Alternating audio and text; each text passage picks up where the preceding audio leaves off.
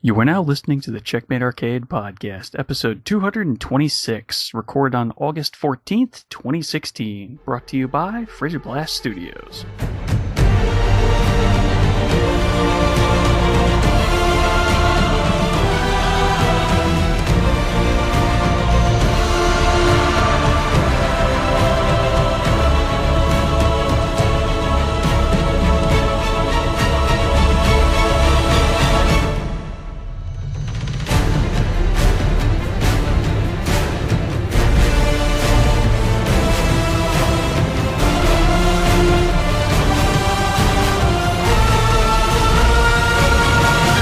Hello and welcome to the Checkmate Arcade Podcast, your home for quarter-munching fun.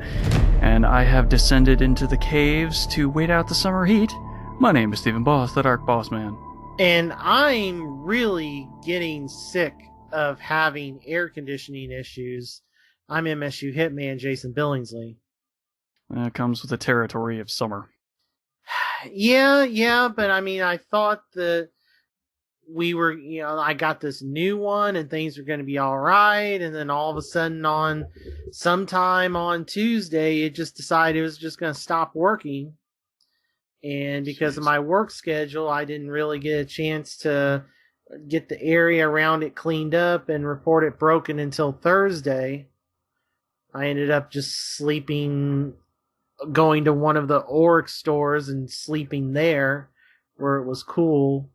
And then Thursday, when I got a work order put in, and I couldn't stay in here and wait for them to come over, so I just went to kind of the secondary place where I play Magic, and I've talked about here before, Game Haven here in St. Louis, and decided to play some games and then maybe play some Magic later on that night, and ended up getting me back onto one of the games we'll talk about on PS4 section of our now playing, because I only had certain games to choose from because they haven't upgraded any of their PS4s. So there's only a certain selection of games that you can play. So I was like, okay, because of the firmware or something. Well, else? because of the hard drive size. Oh, okay. I mean, they're all on 500 gig hard drives, which is 400 gigs of usable space. Right. So each PS4 they only have like 10 or so PS4 games, because that's all the retail games you can fit. Right. Okay. So I had to choose between a multiplayer focused game on the platform where that's not going to be my main platform for that multiplayer game, or a certain single player game we'll get into in a bit. And I was like, okay, well, I'll play the single player game, because I think I know which multiplayer game you're talking about, but I don't know. Does it have something to do with colorful characters and Blizzard Entertainment? Yes. Yeah, I called it. Yeah, because I found out your stuff does not carry. I was behind on listening to the Giant Beast casts, and yeah, it's not account. Yes, it's not your Blizzard account lock. Yeah, it's locked to system. Yeah, which is really weird. Yeah, I will freely admit that's weird. Mm-hmm. So anyway, I mean, I didn't have much choice. I mean, the PS4 does make it easy to log in as a guest on a PS4 as long as you have the smartphone app, and then delete everything when you're done. Okay. Yeah, it's really neat. It really utilizes the camera really well, because basically you sign in as guest, and it's like, do you have the PlayStation app? And you say yes, and it puts a series of letters on the screen. And you log into the PlayStation app, and you say you want to connect to a PS4, and you hold the camera, there's a box that's like the part that's visible, and you hold that until it focuses on those letters, and then boom, it logs you in. And then when you log out of that system, it erases everything. Oh, okay. That is handy. Yeah, it is very handy. The last time, 1 or 2 episodes ago, the last time I talked about my air conditioning issues, did the same thing. Okay. Alrighty. The system just has to be connected to the internet. It doesn't work on an offline system. Right, because I would think it would have to go to the server and verify. Yeah, because I found that out this week as well. Because they only have one of their PS4s connected. Really? Yeah. That is weird. I don't know if that's intentional. That may not be intentional. You'd think that they'd just have them all hooked up to Wi-Fi. They probably do. There's been not an ownership change, but basically the guy that was owning and running it by himself started doing something else. I mean, he still owns it, but he's got somebody else running it. And maybe they don't notice that. Yeah. This person is more of a card person than a game person. Okay. Yeah. All right. So you've been having some fun, huh? Yeah. I mean, there was that. There was an hour drive to play Magic yesterday, and by the time you are probably listening to this, I may be playing in my second Grand Prix. Or if I'm not playing in it, I will be playing in it shortly after you start listening to this. Okay. Well, there's a modern Grand Prix, and we're getting a little ahead of ourselves here. A little bit. Anything else that doesn't quite fit into our normal segments, or no? No, not really. Yeah, it's just been really hot lately. Well, pretty much across the entire country. Yeah, but I think that's ending, at least according to my phone, because Southern Illinois and parts of here in St. Louis are flooding now, and yeah, and going by those are real bad. Yeah, and going by my phone, it is not supposed to. Well, there's a couple of days this week it's supposed to get up to 88. But the rest of the time it's in the 70s or the 70s or the very low 80s. So it seems like maybe finally all the 90-degree crap is done. One would hope. Unfortunately, we're still kind of in that upper echelon right here in New Jersey. We probably will be for at least a few more days. Well, just have fun when all this rain gets to you. Just have fun with it. Oh, we had a little spritz of a shower sometime earlier today with some serious wind. Hopefully that's a portent of some cooling, but yeah, well, sometimes weather doesn't work like that. Yeah. Oh, weather, why are you so unpredictable? Mother Nature be temperamental. Yeah. Yep. Alright, well, let's talk video games with our now playing. So, you mentioned you were driving to Magic. So what would you get up to with your Magic playing? Yesterday we went an hour away from here to the small town of Farmington, Missouri, to the local shop there to play in a Grand Prix trial for Grand Prix Indy that is coming up here on the main event is on the 27th and 28th of August. Mm-hmm. So we're, 2 weeks away exactly as of recording. Okay. So a GP trial, the store does whatever they want for prize support, except the winner gets the winner gets 2 rounds of buys for the GP. So in other words, they just get 2 automatic wins and don't start playing till round 3. Okay, that's pretty good. Yeah. That pretty much gets you almost a third of the way to getting to day 2. You have to go generally at least like 6-2-1 or 7-2, maybe 6-3, but that's iffy. Generally like 6-2-1 or 7-2 or whatever to get into day 2 of a Magic GP. So having 2 wins automatically gets you roughly a third of the way there. Okay. Yeah, that's a nice little bonus. So there was 5 of my group that went in 3 separate vehicles because me and one guy had been playing on going, for a week or so and been playing him riding with me. Mm-hmm. But the other 3, one was doing stuff and at the last minute decided to go, and then kind of same thing with the other 2. At the last minute, they decided to go.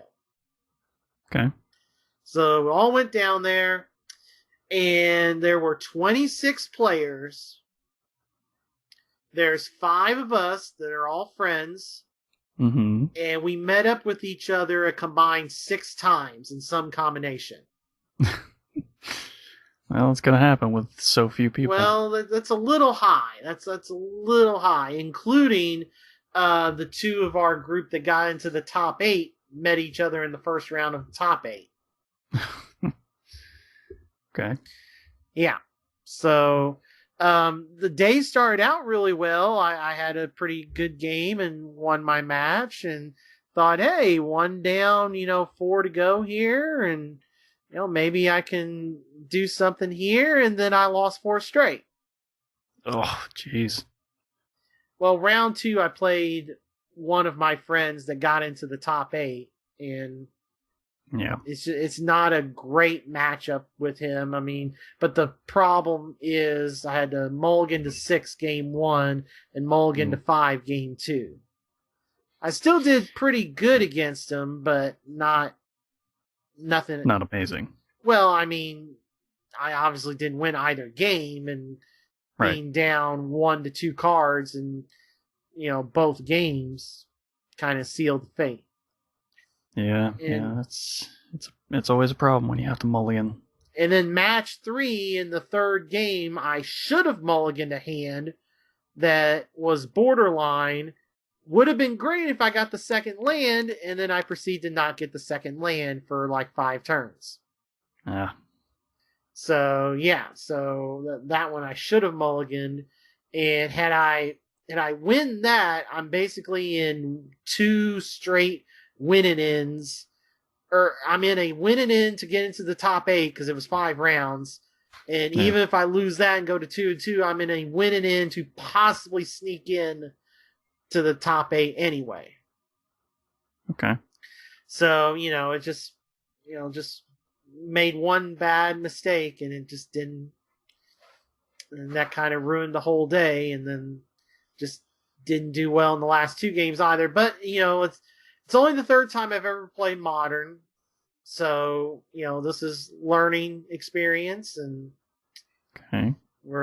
And Modern is how many sets? Modern is essentially every set from 2000 on, roughly the year 2000. Wow. Okay. Well, yeah, that's a lot of sets. Yeah. Well, Legacy is every set ever. Yeah.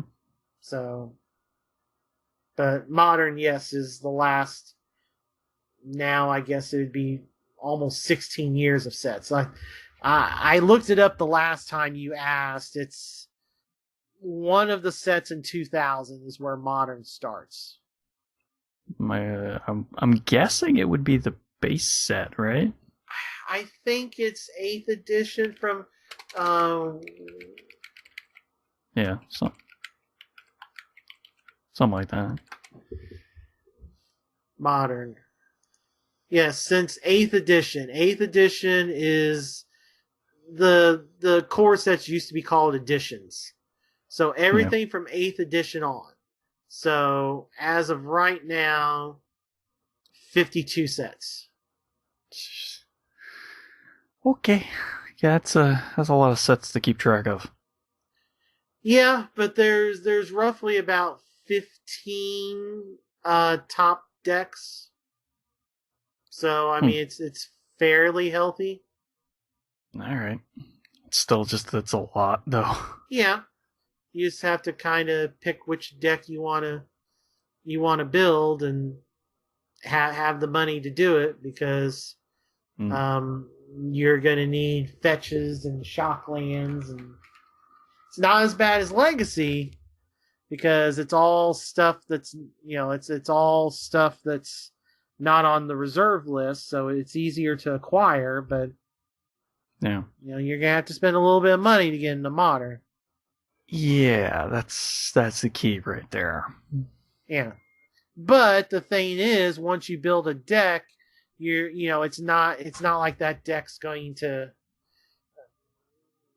maybe depending on what deck you pick, a card might be banned, but generally, like, I have Naya Burn for Modern. Unless I go to a different version of it, which I have, other cards, I pretty much have the core of the deck. Now, maybe, I change versions or something, and maybe I need a few more cards, but pretty much I have the core of the deck. Always. Yeah. And 2/3 of that deck is even Legacy Burn. If I went mono red burn for Legacy. Like, I'm 2/3 of the way there for that. Jeez. Okay. Yeah. So it's just, it is a better way to invest money than Standard, but the problem is, there's more tournaments for Standard. Yeah. Plus, Standard is a little more balanced. It can get really boring, like Collected Company. I'll be glad when that is out of Standard. Like right now, I'm not really looking to get into Standard again until the end of September, and Collected Company goes away. And it's just in a couple of Modern decks. It's like, go away, Collected Company. Go away. What's the big problem with that? Okay. For 4 mana at instant speed, you get to look at the top 6 cards of your deck and put 2 creatures that cost 3 or less directly onto the battlefield. Oh yeah, here's this wonderful thing called a Spell Queller. So I did in response to you casting a spell. Yeah, I'll just eat that spell. Oh, it's Reflector Mage. Yeah, I'll bounce your creature back to your hand, and you can't cast it again until my next turn. Okay. Yeah, it's really annoying. Yep, that sounds rough. It's a non-mythic, like $20. Well, maybe now it's $15, but it was pretty much a $20 non-mythic rare the entire time it was legal. It's down to $15 now because it's getting ready to rotate out. Right. And because all the pros had to build decks at the Pro Tour last weekend to beat it. Okay. Which was nice because it caused the card that I opened at the pre-release to over double in value. So I got to sell that on eBay, and that was nice. Yeah. It took that Emrakul card from a $12 card to a almost $30 card, so I'll take it. That's something. I'll take a 150% increase in value. Yeah, that's definitely nice. Yeah. So anyway, so the Modern GP, this will be my second Grand Prix ever play in. Like I said, it's on, the main event is the 27th and 28th. So, so I'm already registered for that. Okay. So yeah, I mean, just kind of that. Is it Modern? Or yes, is it's Modern. Yes. Okay. Which is the whole reason of playing Modern yesterday, and I just needed to get Modern together because, I mean, it is a format that is played somewhat like all of the PPTQs right now. They're constructed are Modern, and there's Modern Opens, Star City Opens, and then there's I already had pretty much all the cards. It was the one Goblin dude I needed. That was the one thing that I was missing to be able to build. I literally had all the other cards except for the 4 Goblin guides. Okay. So now I got them. I have Naya Burn, so I can always play Modern. So we'll see what happens. The goal is to day 2 this Grand Prix, but given my limited experience in Modern, I'm a little worried that a couple weeks from now is going to be a repeat of what happened on Saturday. Well, there's only one way to find out. Yep. All right. And then what else? What else you been up to? Let's see here. I guess we'll go into Xbox One. I played a little bit of Magic Duels. I am like 2 packs away from having every card from Shadow over Innistrad in it. And I haven't spent a dime on the game. I just generally, I'll boot it up. I'll do enough online stuff to complete the 2 or 3 quests and then redeem the coins for a couple packs and then quit and then just rinse and repeat every day. The cool thing is a lot of the quests now you have to do in ranked matches, so that has helped populate the ranked servers. And there was an achievement for that, right? There are achievements to get like rank 10 or 5 or something, and then 15, and then like 25 and 40, and it resets after every set. And I was really impressed. They had Eldritch Moon on Magic Duels when the physical version came out. I was rather surprised because generally there is a week or so behind on Magic Online on the PC, but on Duels they had it ready same day as physical. I was rather surprised when I logged in and saw that. Well, that's a pleasant surprise, yeah. Yeah, especially because I kept watching all of the Pro Tour stuff, and they were advertising your Magic Puzzle Quest on there, and they're still on Oath of the Gatewatch stuff. Yeah. So, played some Magic Duels, played a little bit of Madden 16, just to kind of get in that groove, because by the time you're listening to this, I will be playing Madden, because of course I'll have the 10 hours of EA Access early playtime, and then a week from recording is when it comes out.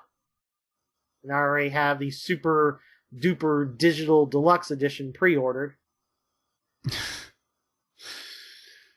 Okay. It's literally called the super deluxe version edition.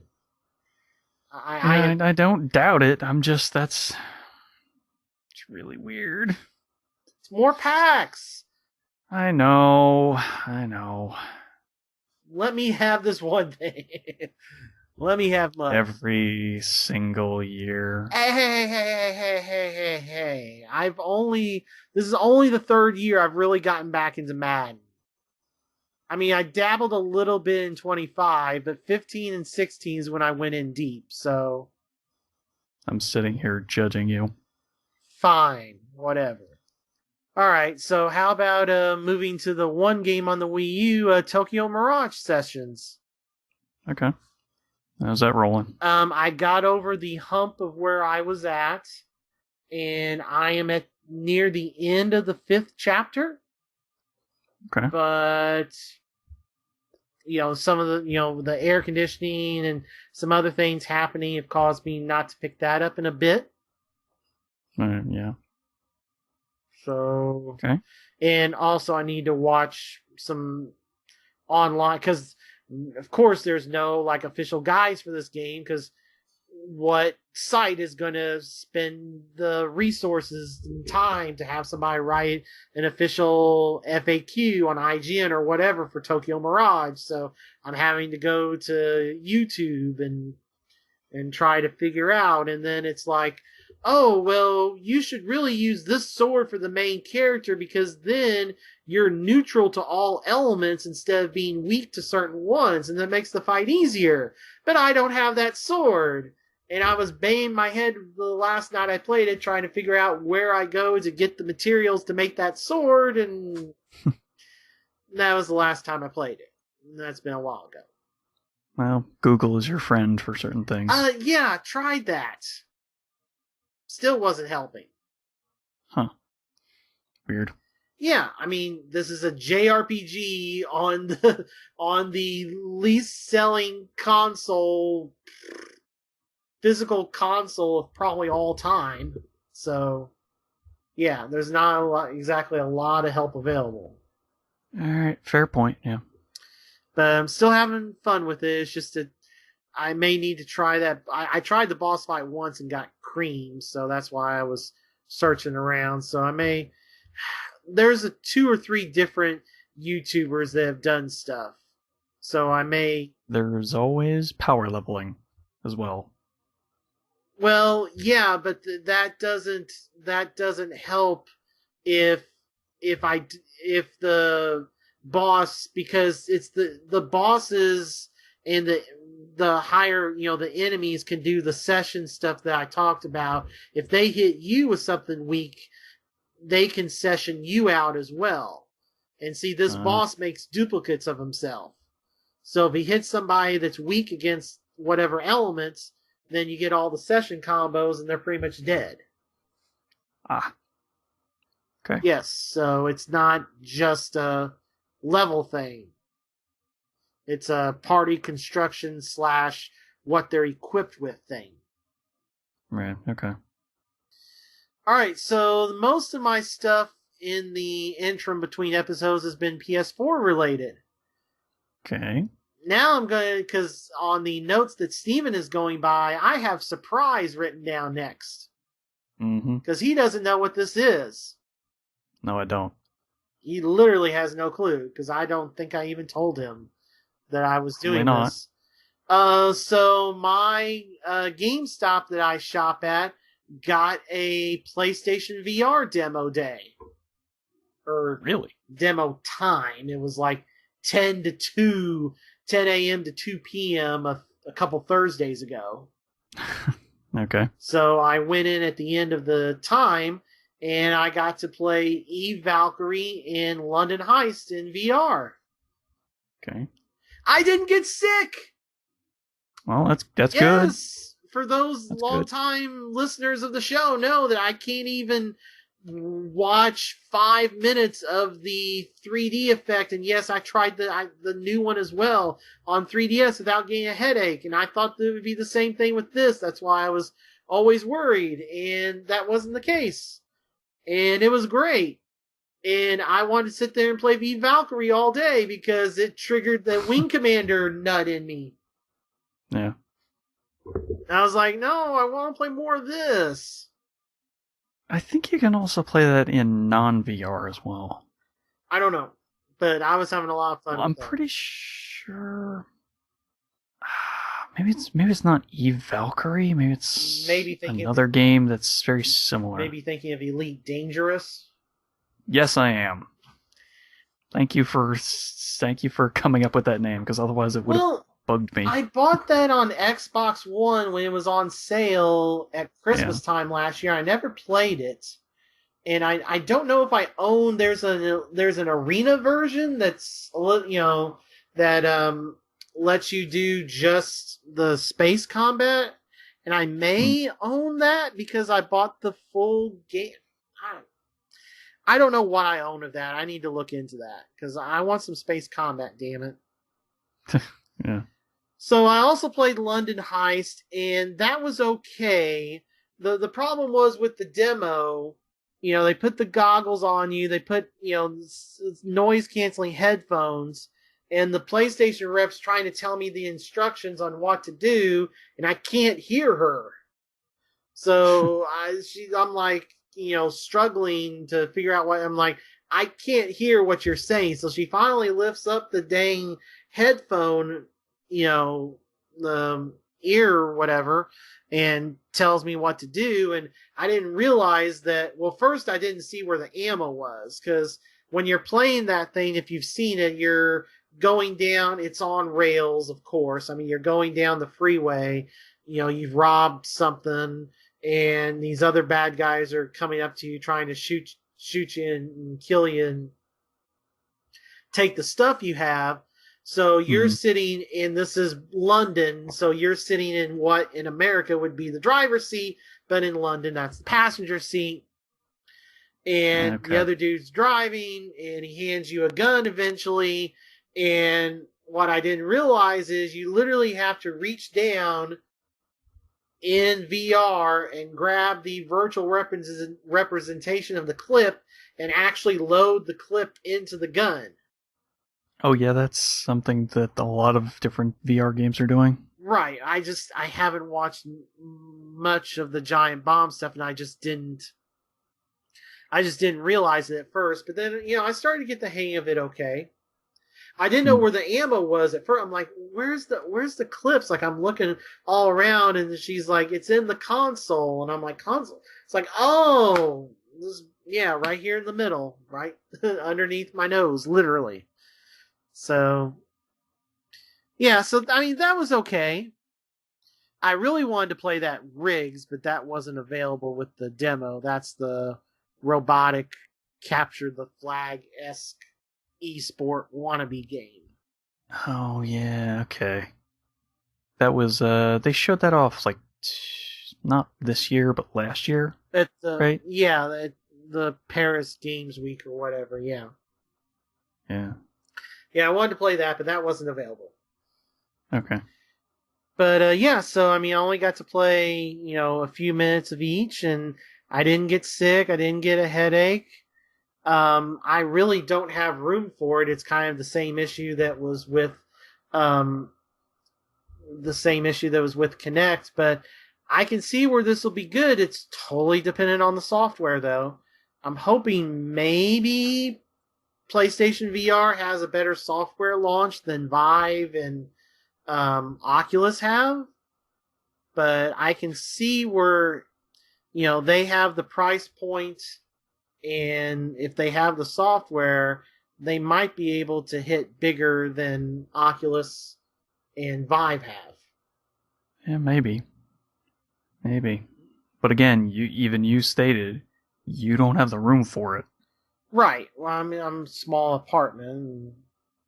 Well, even so, it still requires a fair amount of room. Yeah, I don't think it's as much as a Kinect, but... Well, even so... Well, I mean, it doesn't require you to tape sensors to your walls like the Vive. I mean, let's be fair here. Okay, yes, but still... It does require a fair amount of room, because doesn't it, require 6 by 6 feet? Possibly that's what it is. I don't remember. It's either 6 by 6 or 8 by 8. Okay. But anyway, so I enjoyed it. I mean, I wouldn't have... I'm glad I didn't have to wait hours and hours at PAX to be able to play it. But now I've played it, and I know I can play it without getting sick, and potentially get pink eye at PAX from that. Right. Well, you never know. Yeah, well, I mean, the PlayStation rep was cleaning it after every single person. Yeah, I know. I mean, I was like... Still. I was the next to last person. I was the last customer to do it. The manager did it one last time after me before she tore it down. But yeah. But yeah, she was cleaning it after every person. Well, maybe you'd have to. Yeah. With so many different people using it. Right. Alright, so let's move on to a game. But like I said, I'm pretty sure you can do Eve Valkyrie without VR. Okay, I don't know. I'm not... I'm not 100% confident on that, but I'm fairly confident. I've never seen it played outside of VR. Okay. I'm not saying... I don't know. I mean, VR, Oculus VR, CCP games, PS4 and Windows. Designed to use virtual reality headset technology from Wikipedia. Okay. Maybe I'm thinking of another game. Serving as a launch title for Oculus Rift, coming bundled with every pre-ordered device. Version for PlayStation VR. Gets Vive support next year. Yeah, it's all VR. Okay. I think you're thinking of Elite Dangerous. I might also be thinking of another game as well that has VR support, but then is also non-VR as well. Okay. Because most of the games that you can play in VR also have non-VR function as well. Okay. But apparently there are some that are required. All right. Say lovey. Yep. All right, moving on to a game. It's very rare anymore that I really regret buying a game at launch. I usually don't. But a couple people, I let myself kind of get talked into getting Am Setsuna. The pre-orders also came with the soundtrack, although it's one of these PS4 soundtracks where it's an app and... I don't know. But anyway, yeah, so I ended up getting Am Setsuna, and oh boy, I am not really digging this game. It's not a bad game, but yeah, it's just it's really samey and really basic, isn't it? It's really boring. I mean, it's just everywhere in this world is snow. It's all snow. Yep. Doesn't change from start to finish. Does not. It's just all snow. And then the story is just like normally in a JRPG, the gameplay is what gets you to the story elements that pushes you along. Mm-hmm. In this one, the gameplay is the star, but you're not rewarded because the story is just really blah. It's just really basic and... It's pretty rote. Yeah.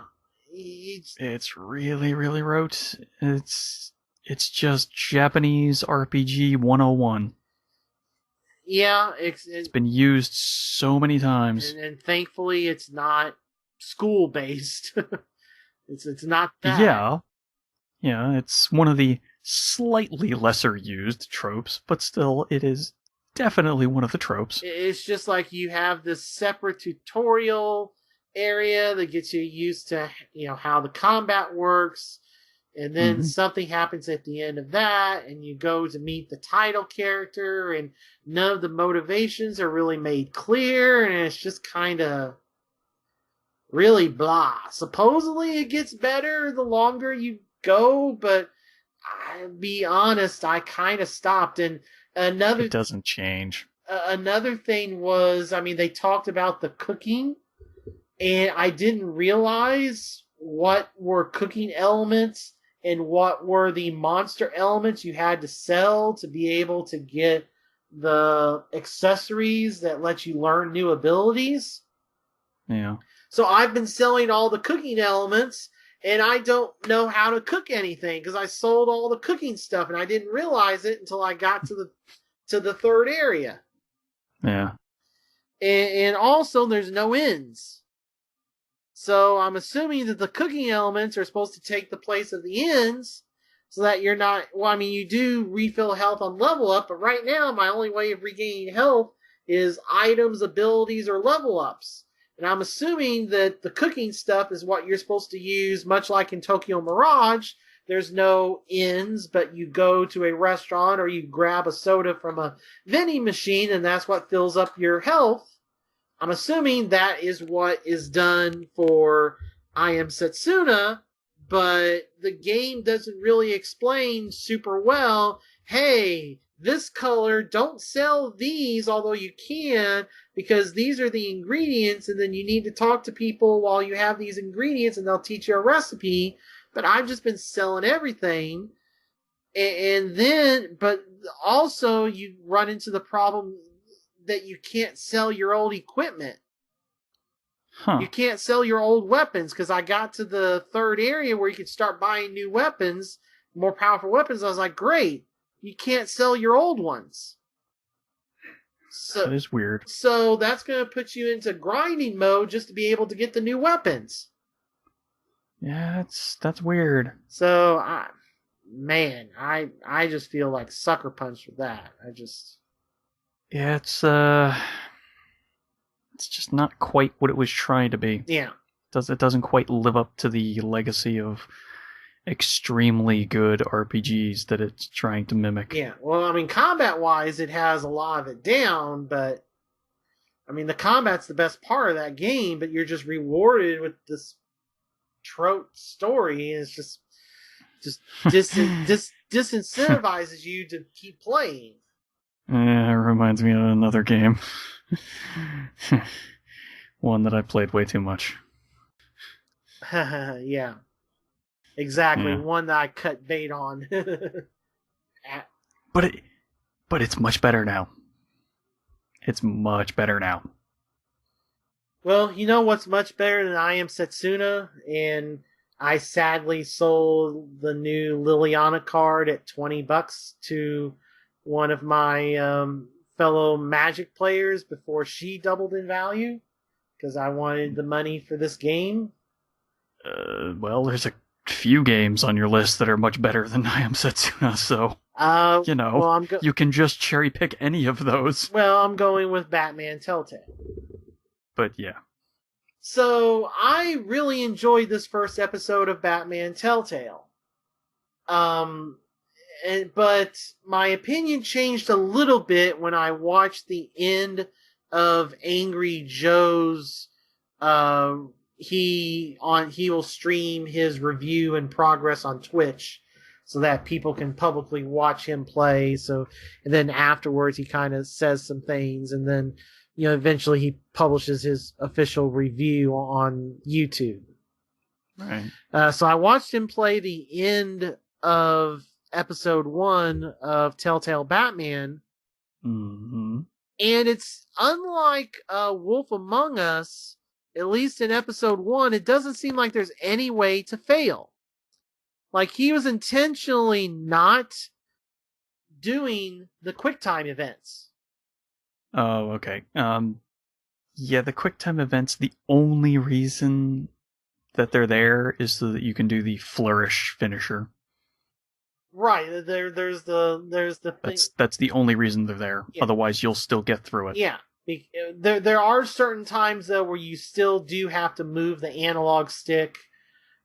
Let's say you're caving a floor in or something. There are times where you still have to move the stick to progress. Right. But it doesn't. There was no fail. Like in Wolf Among Us, there was a couple of those where if you didn't do it, you die and you had to start over. Yeah. Start that section over. And that would make sense in this one. If somebody's shooting a gun at Batman, you don't dodge and you get shot. That to me, that should be like a game over, and start that section over again. And like you said, there's this meter in the top left that looks like the Batman symbol from the Batman cartoon from a decade ago. When they try to reboot Batman with a really much younger, Bruce Wayne. Yeah, and villains that looked a little weirder than even some of the Arkham styles. Yeah, and Poison Ivy was like a 15-year-old girl. And I don't even remember at this point. Well, the only one I remember is the weird Joker. Yeah. Man, that was a weird Joker. Yeah. Speaking of weird Jokers, that Suicide Squad Joker looks like Tattoo Man. And you will not tell me otherwise because you cannot convince me of anything else. I haven't seen any of the DC. I was really disappointed that apparently Suicide Squad's not any good. I haven't. No, that's all I have to say about it. But anyway, I will not watch any of those DC movies anymore. I tried, and they have failed me at every turn. You just do the animated ones, and you're golden. Those are the only ones that are any good in any situation. Yep. Anyway. But so I was a little perturbed by that. But I mean, so basically, like Steven said, you if you do enough moves successfully, you build up to a finishing move. Yeah, it's just a special flourish. Yeah. That looks interesting. Mm-hmm. Where he does something slightly different than normal. Yeah. And that's about it. So I was a lot higher on the game until I watched that, and then I was like, oh, well, that kind of sucks. Yeah. So, I mean, other than that, I really liked what they're doing with the story. The big focus on the Waynes versus Batman, especially on the parents, and kind of the things they insinuate about the parents. And then, Did you know? His parents are dead. What? Yeah. His parents are dead? Yeah. What? Yeah. What? Yes, I mean, thankfully they don't. Man, they repeat that over and over and over in so many different forms. To be fair to Telltale, I mean, they don't make you relive it and see the whole thing or anything. I mean, it's kind of referred to, and he'll be looking at a picture of him, and you'll hear like the gunshot or something, and there's like these bloody movie theater tickets from the movie they went to that night. But look, story writers, we get it. He's sad. We get that. Believe me. But I mean, the interactions with Harvey and Catwoman, and the focus on Falcone, and also Cobblepot being down and out rich guy like Bruce was. I don't know if they've ever. Well, they've done that before. They have done that before. When have they done Cobblepot as, it was Bruce's old buddy, but Cobblepot's family went bankrupt or went... They've done it in a few comics at least, but they've also done it somewhere else that I know has been a little more prominent. I mean, they kind of referred to it in the second Tim Burton movie, but not that Batman and Cobblepot were buddy and at the hip together when they were kids, the way that right. Telltale. They may not have gone that far in each of those iterations. I'm just saying that has been done where the Waynes and the Cobblepots have been at least on friendly terms. Okay, I had not being with the comic knowledge, I had not. I only know that because of the old comic podcast that Pseudo Radio used to do. Okay. That's why I didn't know. So basically, I mean, I got it for $22.50 because I had pre-ordered it. I mean, play the first episode and see. I mean, yeah, you have to pay $5 for it or watch it. I'm sure there's a million ways you could watch that first episode. I kind of watched a lot of it from Comic-Con, and that's why it was getting me really excited for it. And like I said, as playing through it, I was like, great. Until I watched Angry Joe, and I was like, the quick time's almost meaningless? So that kind of soured me a bit. I'm glad I wasn't a reviewer, because I would have given a glowing review, and somebody would be like, why didn't you talk about the QuickTime elements being worthless? And I would have been like, I'm sorry, I never would have thought to intentionally not do the QuickTime events in a Telltale adventure game and see what happens. That never would have crossed my mind to intentionally not do them, but... There are people who break games that like doing things like that. Yeah. I've seen some multiple videos of people doing just that very thing. It's like, oh, okay. The only thing you fail is getting the finisher. Alright, so I mentioned going to Game Haven and picking up, restarting a game I had been playing on PS4, and that game is Fallout 4. Oh, okay. So I've been doing... I would have thought that would be a really big game, but I guess they have it already pre-installed? Yeah, they already had it installed. Okay. They had it installed on the offline. So yeah, that was kind of... Oh. I had plenty of time, thank goodness, and I bought their all-day pass instead of being charged by the hour. But it was installed on the offline one. And I had to play it on the online system so that I could log in and download my save files from the cloud and all that. Yeah. So I had to uninstall stuff from their online PS4, then had to reinstall Fallout, watch all the special videos, and download the patch and everything. So it took me a decent while to get Fallout working on that online system, but I finally did, and I started up doing the railroad quest that I had ended at, and I've played it one other time since Thursday night, and just been doing, the railroad quests. I need to find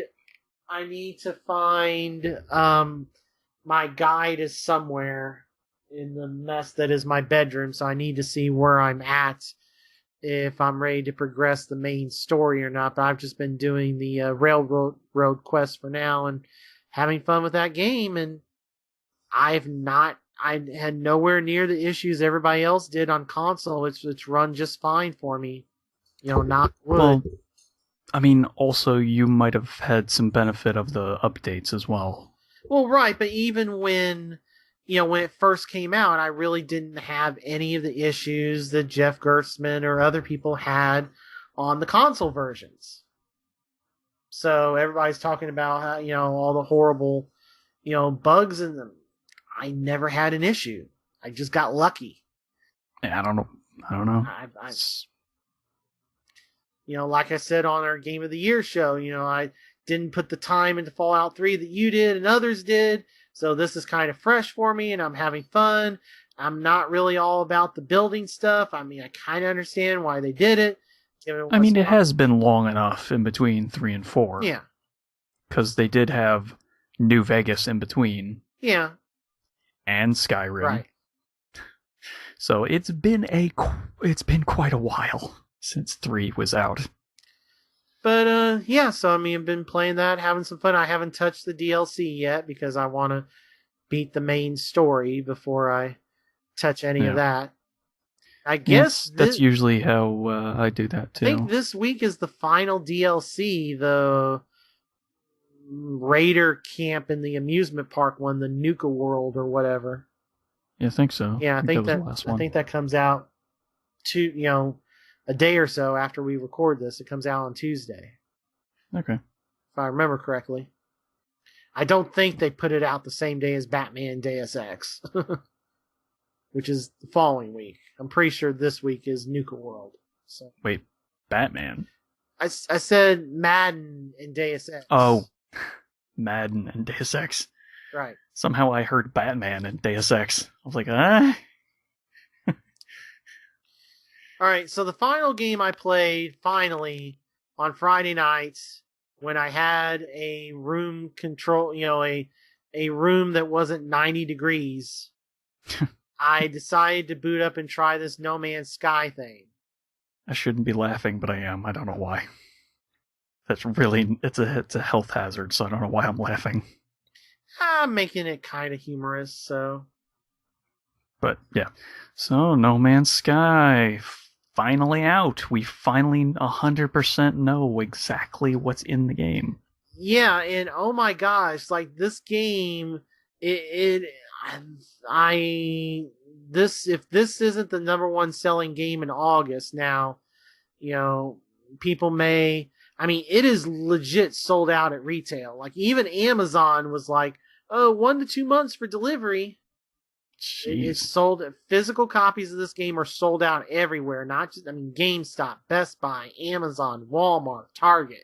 You cannot find a physical copy of this game anywhere in North America right now. Well, Sony has been hyping it up quite a bit. Yeah. So, the girl that used to work at the GameStop I shop at, she got a promotion. She's at a different nearby one. And other people have said this as well. I'm just thinking of it because this is the title of her video. Yeah, this is Space Minecraft without the crafting of buildings and stuff. Yeah. This is Space Minecraft. Yeah. 100% agree. So since I never really did Minecraft, I tried to get going in it, and I was struggling figuring out what to do. I did stream it on Twitch. Yeah, they really don't have a good way of tutorializing how to do everything. Yeah, sounds like a certain problem that Minecraft used to have. Used to have, that's the key thing. Because it kind of does have a tutorial now. Yeah. It teaches you pretty much everything. Yeah. But No Man's Sky kind of would have benefited from the same thing, but then again, that probably would have added quite a bit of development time. yeah, and I mean, I probably shouldn't have redeemed the bonus starting ship from my pre-order. Yeah, you kind of skipped a few steps then when you did that, because you gave yourself a warp drive when you normally wouldn't have had one. Well, I'm wondering if I dismantle the warp drive for its parts, if then it'll be like, oh, now you need these recipes. I don't know. Basically, I was just trying to go, I got off the planet, and then I was like, okay, I want somewhere to save my game. Okay, there's Space Station, sure. And it became Super Nintendo Wing Commander without the glitch to get past this asteroid field. Yeah, I don't think you had to keep slowing down to shoot the asteroids. I think you could have just kept going. Well, I mean, I just didn't want to blow up, and I don't think you run into them per se. no, I there was a couple I ran into, and it took away some of the shield. Oh, must have missed that. Yeah, because I was watching you stream. I was watching your stream after the fact a little bit. Okay. Yeah, so I mean, You had a rough starting planet. Yeah, and then I because it started you basically in this giant friggin' crater. Yeah. It was kind of odd. Yeah, I don't know. Yeah, I need to try it again. There were 2 planets near that space station, so I need to, because I don't have the Atlas Pass, and yeah, I don't think there's a lot of people that have started playing that didn't have that. And I mean, I on the beacon, I said, yeah, do the Atlas Path, sure. Teach me Obi-Wan, and I haven't seen anything else since, so. Yeah. I don't know. Yeah.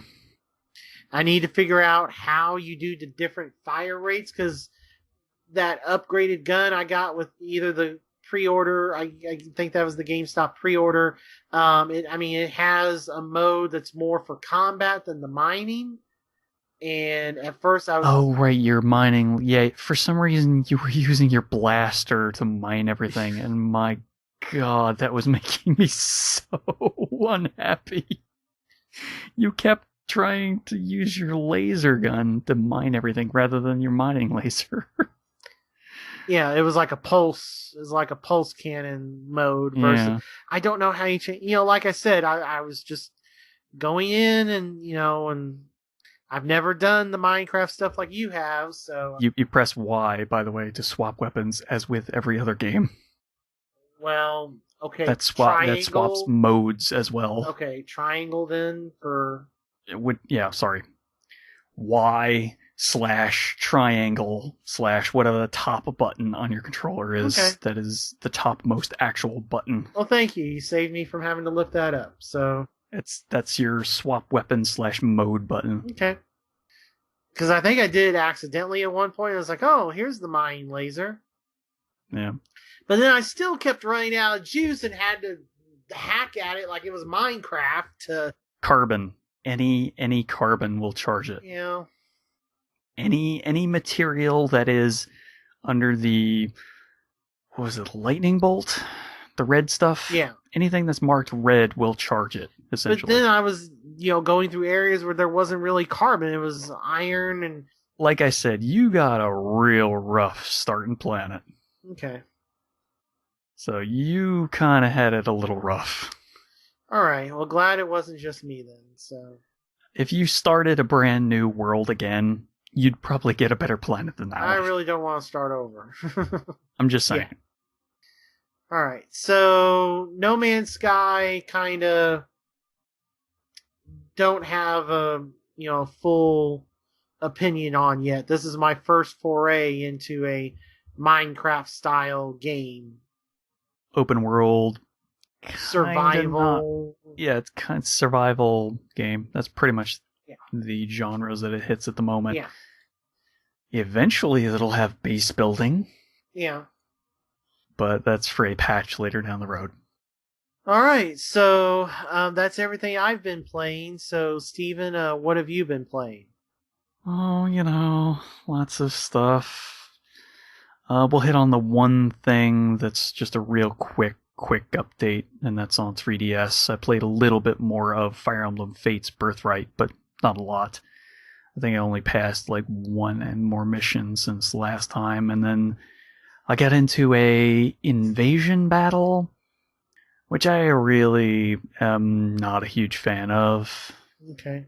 After playing that, so yeah, I don't know that I'm gonna ever do the invasion battles. I'll just have my automatic defenses go, but beyond that, yeah, I don't think I'll actively seek out battles with other people. Just it doesn't seem fun. Well, I mean, it helps you get the Dragon Vein points to build up your base. Yeah, but any battle at this point will still get me those points. So even side battles or challenge battles will do that. Yeah, I mean, it's still nice to visit and... Oh yeah, no, visiting I'm perfectly okay with. But actually doing a battle... no. I won't be initiating any battles, and I won't be doing the invasion battles that you can get into in the actual single-player mode. Okay. Because those are all just AI-controlled ones, but yeah, it just doesn't seem like something I want. But then again, I didn't really care about the multiplayer mode in Awakening either. So, yeah, the multiplayer modes for the Fire Emblem games have just not really done much for me. Yeah. Alright, anyway, so there's that. Then we'll do the quick hits on PC, because there's really not much there. Played some Heroes of the Storm. Trying to level up. Had some rough games, and my teammates just weren't holding it together with me. And we lost. So, did get enough gold, though, that I could buy another character. So I went and bought Uther, the Lightbringer. He is a healer support guy. He's pretty fun. Then I was playing some League of Legends. Well, not really much else to that either. Just leveling up, getting more perks, getting more points. And that's pretty much it for that. Then I was playing some serious amounts of Destiny on Xbox One. Mm-hmm. Yep. Lots of Destiny. Because it's still such a damn good game. Especially after that Taken King update. It's so good. Oh, I can't wait for a Rise of Iron. Cannot wait. $20 at Toys R Us right now. For Rise of Iron? No, for Taken King. Okay, yeah. Legendary. Buy this version to start with.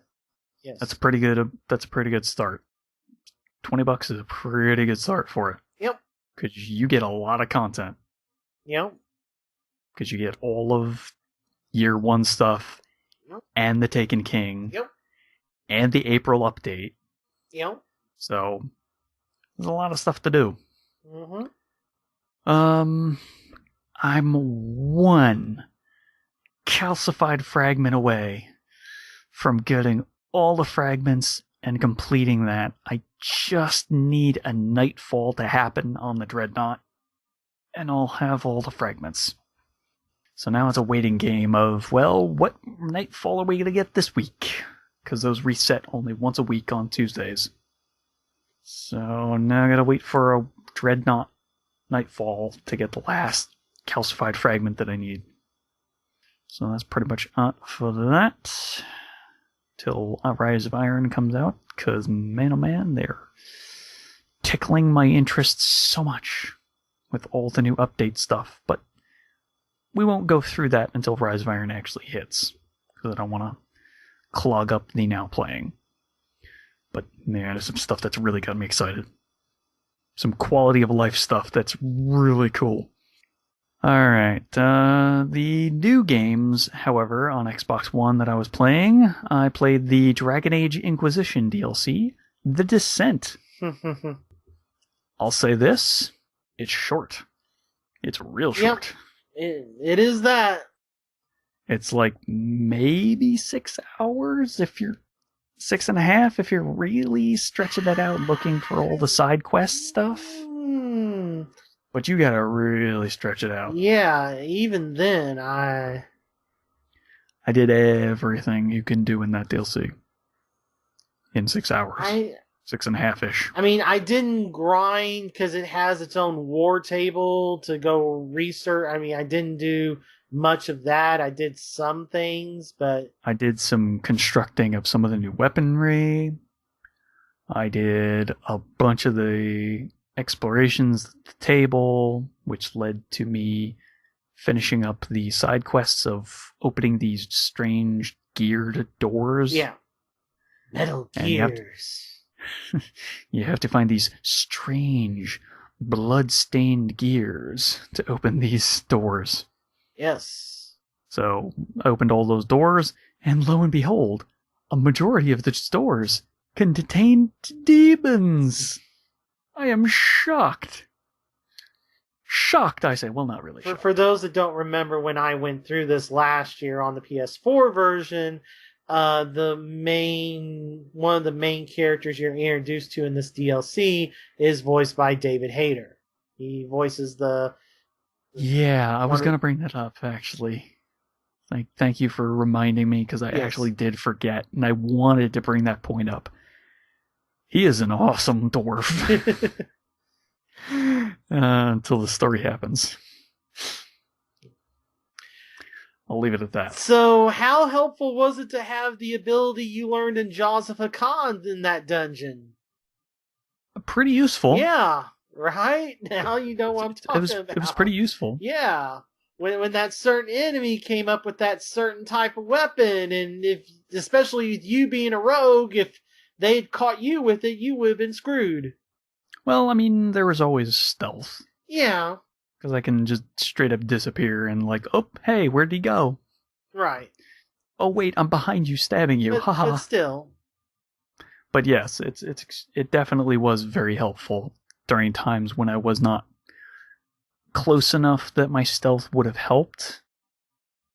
And they were much further away. And the guys with axes and other things were running up on me. And how about that last boss fight? It was okay. I stealthed behind it most of the time and did so much damage to it so quickly that it was maybe 3 minutes. Oh, wow. My rogue is very powerful. Okay. I am at max level right now. Oh. I am level 28 on everybody. I think you can get higher than that. As far as I can tell, that's max level, because my XP on everybody is just off the bar. I don't have my game installed anymore, so I don't know what my characters are. Yeah. Without loading the game, but... Another thing that I've kept forgetting every time I mention this game, even before the DLC, I maxed out my Inquisition rank. It maxes out at 20. Okay. So do not waste any points on things like the trainee herbalists and stuff like that, or rare stocks, or anything that is once and you're done, because that is a waste of points. Okay. And I wasted multiple points on those. And that makes me very angry. So there you have that. Yeah, because I would have rather had, 15 more inventory spots. Oh, I can't get that now. I did that, I didn't need it right away. I need it far more now. Because all the DLC stuff. Yeah. Because, man, they throw items at you in the Descent like crazy. Mm-hmm. Yeah. So, but the story is you're trying to figure out what's causing earthquakes, so you descend down into the deep roads with a cadre of dwarves and Legion of the Dead dwarves to assist you. And you discover exactly what's been causing those earthquakes. And you have a male Inquisitor, I take it. Do they say the same line? No, it's my Inquisitor is a female Qunari rogue. Okay. So I guess does she say the same line that there's more questions than answers? During the final? Yes, when everything's said and done. Yeah, pretty much. Yeah, so I kind of wonder how they're going to touch on that. Well, Mass Effect has to get out the door, I'm sure, before they even mention Dragon Age again. Yeah, I don't know. I think it's going to be a long time before they touch on any of those things again. But irregardless, that's the story beats, and it does kind of flow pretty quick on the main story. Well, I'm just glad that you didn't have the half-hour slugfest that I did to beat that final boss. I was really... The slugfest came well before that. As I was in the second to last area. This is the area with the ocean underground. And that's all I'll say. Because you'll know it when you get to it. Yeah. That battle to get to the doorway to get out of that area, that was the area that I had the slugfest in. Because up to that point, I had been having small frame rate issues of, wow, that's dipping pretty low. Like low 20 issues for frame rate. But once I got to that battle, I was getting some like maybe 10 or less digit frames during that battle. Because there was so many effects going off all at once. I had all my compatriots doing a bunch of high level stuff. Because that's who I have favored. Because why would I not favor those things? Because they do massive amounts of damage. And then I was pulling off my heavy hit moves, causing chain reactions of other moves to cycle on. And man, was it getting framey. It got so framey, the game crashed on me. And I'm like, that's weird. It feels awfully hot in my room. And then I put my hand over the vent on my Xbox One, and that thing was like a blowtorch. So I think the heat might have been a little bit too much. Because it was a day that it was very hot, and I was cycling my AC on and off because I was very much trying to hear what the story was. Because I really like the story in the game enough that I'm like, I'm interested. I want to know. So, I think not having my AC on might have hurt the matters just a little. Mm-hmm. But man, well, it was really, really heating up. Your system is also the one of the infinitely weird problems. Yeah, the one that has weird issues because it doesn't recognize hard drives, even though the hard drive gets recognized on anything else I plug it into. So, you know. Also, I know it's not just that one hard drive because I plugged in other hard drives to it with the same issue. So, yeah.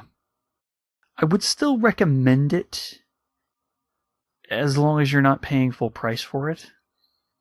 Or because I essentially paid $1 for it by getting the Game of the Year version on sale. I paid for that and the final DLC, which is Trespasser, yes. Right? Yeah. So I basically got Trespasser and the Descent for $16. So I essentially look at it like, oh, I paid like $8 for that and Trespasser. You also got all the there were the 2 weapon packs as well. And all the bonus DLC for like the pre-order stuff and all that. Yeah. Which you got the 2 there were 2 paid weapon packs, so you got those as well. And the limited and the edition free mounts. Yeah, and all the limited edition stuff. Yes. Yeah. Yeah. You got all that as well. But yes. So I got all those. But yes, I am ready for you to get through Trespasser.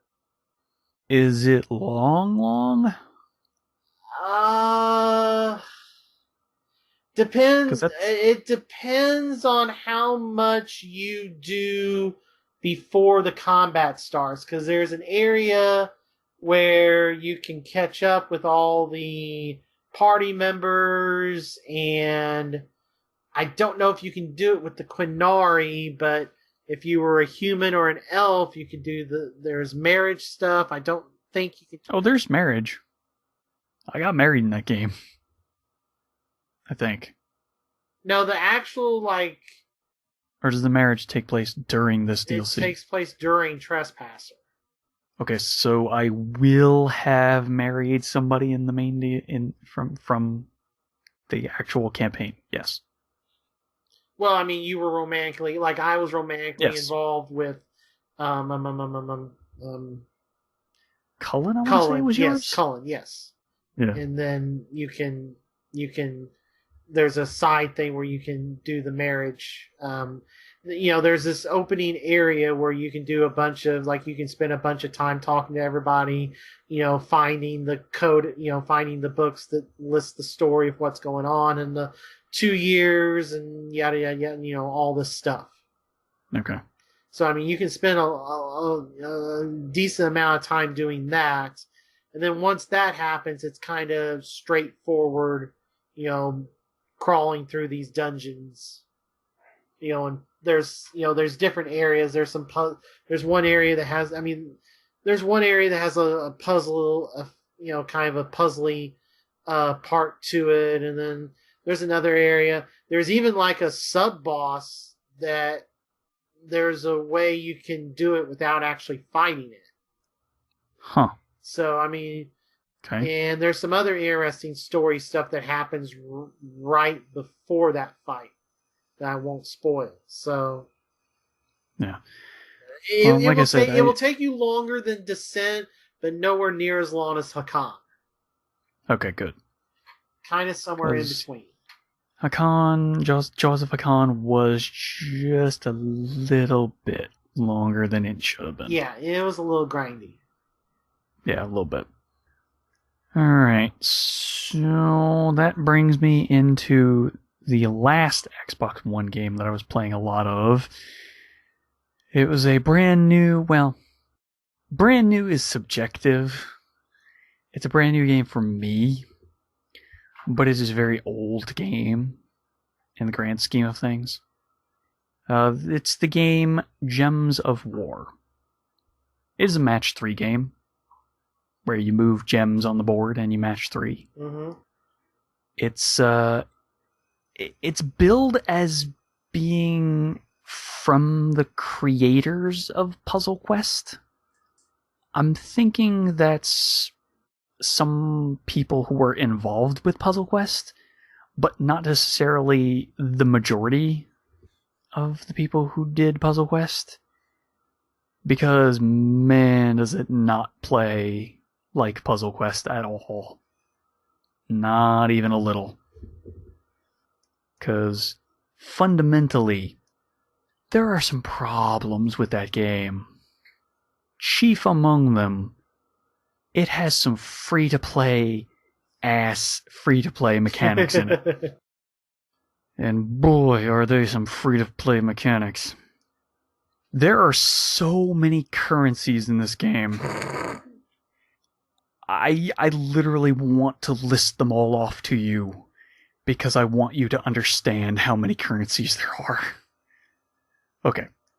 You got your basic gold. And I'll explain everything that these currencies are for. I just want to list them off first, because it's so dumb. You got your basic gold. You got gems. You got glory.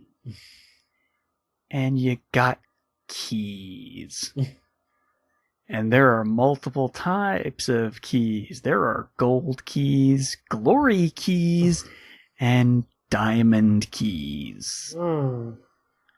So, there are so many different types of currency in this game.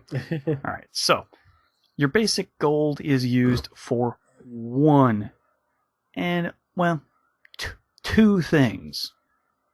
Upgrading your acquired territories, because you move around the board, and it's basically just a top-down map view of a bunch of different nodes on a board that you can go to. And each of those nodes has quests associated with it, an entire quest line. You use your gold to upgrade the level of those areas. So, upgrading the level of those areas gives you more bonus mana of that type that is associated with that area. So, the place where you start out at is brown mana, so earth. Another place would give you forest, green. Another place would give you red, fire. Yep. And so on and so on. So it's used for upgrading those. It's also used to open gold chests. Gold chests give you some of the weakest items in the game possible. Because you cannot get anything above a rarity of rare. So you can get commons and rares. And I'll tell you what that means in a second. Because there's so much things. There's so many things in this game. There's so many moving parts. It's like spinning plates. It's just so many things. Alright, then there's the glory.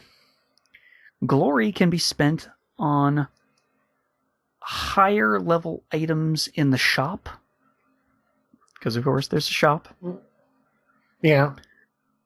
And they can also be spent on glory chests. Now, glory chests, those are the things you want. Because those contain a rare or better item. So, rare items or... Okay. I just remembered, there's more currencies that I forgot to talk about. Oh, no. Holy crap, I forgot. I'll get into those when I get into upgrading your things that you get out of these chests in a second. Because there's so much... Oh, there's so much crap. It's just so much. It's just free-to-play overload. Alright, so rares or better from those. Of course, so there's low chances of getting something like a super rare or mythic or platinum level items. So it's basically the entire rarity scheme of everything under the sun ever. So you got your white, green, blue, purple, orange, and platinum, which is essentially your pearlescence. So those are your rarities. Okay. Then you got your diamonds, and your diamonds is your free-to-play currency. That's your you gotta pay for large amounts of this stuff. Right. It's your, hey, here's our best offer of $99, and here's like 500 or something gem diamonds. So those have a guaranteed blue or better for the rarities. But that's the currency you're going to get a lot less of. Of course. Because, you know. Okay, so the entirety of this, the crux, the new hook of this game is you have cards. Those cards can be upgraded. Those cards come in the rarities that I mentioned a minute ago. So those orange cards are stupidly broken powerful. Those purples are really close, but still mostly balanced. So those orange cards unbalance that game so bad. Steven? What? Why have you not started Magic Duels yet? I asked myself that question every single day I was playing this game. And I played it for 2 weeks. And I will answer your question with another question. Uh-huh. Puzzle Quest. Is it not awesome? The original one, yes. The second one, not as much, but okay. I've not played the non-free-to-play Marvel one, so I don't have experience with it. But therein lies the crux of, it's by the creators of Puzzle Quest. But not really. At some point, you gotta cut bait. Yeah. That line is there to draw you in. Yes. Because unlike Puzzle Quest, it does not have 5 gems and the skull on the board. Yeah, for Battleborn, it has the makers of Border. 6 and the skull gems. Yeah. Red, blue, yellow, brown, green, purple. They added a brown. Oh. It's so different. Well, it's like Battleborn from the makers of Borderlands. You know how 2K marketed Battleborn. So yeah, but this has less to do with actual Puzzle Quest because so let me do the reason why I am so angry with it first, and then I'll get back to what the hell was all the other free-to-play currencies. Or the other currency that you need in this game for upgrading cards. Because you need cards to feed to other cards to upgrade cards. And I heard you like cards. So we got your cards on top of cards on top of cards. But the reason this game made me so angry is the AI is abysmal. And to that point, it can stumble into killing you accidentally. It doesn't do it intentionally. Because I played the entirety of that game on hard or the next level above hard, which is Warlord 1. And it goes up to Warlord 3 or 4. On difficulty levels. And it starts on normal. So normal, hard, Warlord 1, all the way to Warlord 3 or 4. That's just to give you a idea. And it doesn't make the AI better. It removes safety nets for you. Because all it does is pump up your opponent's stats. That's it. Yeah. That's all the difficulty does. It doesn't make the game actually harder. It just makes your opponents harder to kill in a timely fashion before the AI stumbles into a kill loop. And I say kill loop because this game hands out matches of 4 or greater with such frequency that it happens every time I match a 3. It'll cascade into a 4 with so much frequency, it is not even funny. It is commonplace for it to be able to match 4. Their algorithm for randomizing is atrocious. Because I love me some match 3 games. And this game is just not good. Alright.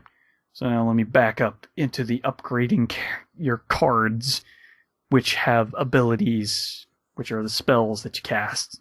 And that's how you do a large majority of the damage that is not basic skull damage. Each of the cards has health, armor, and your attack value.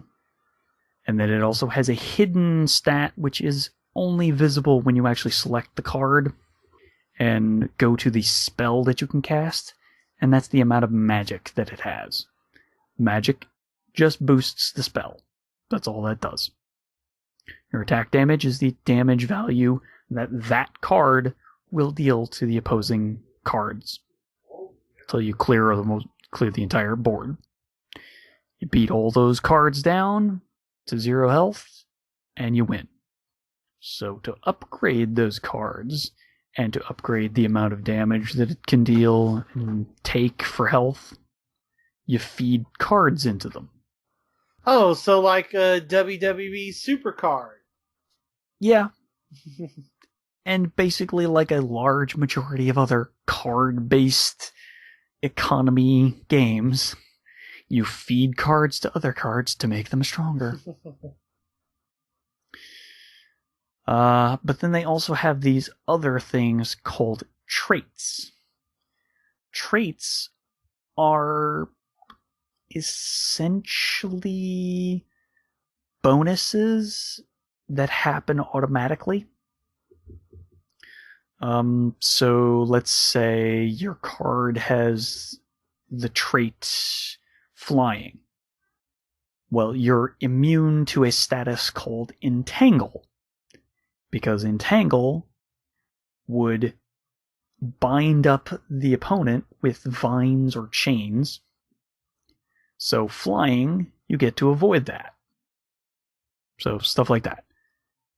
To upgrade your traits, you have to have a bunch of items called trait stones.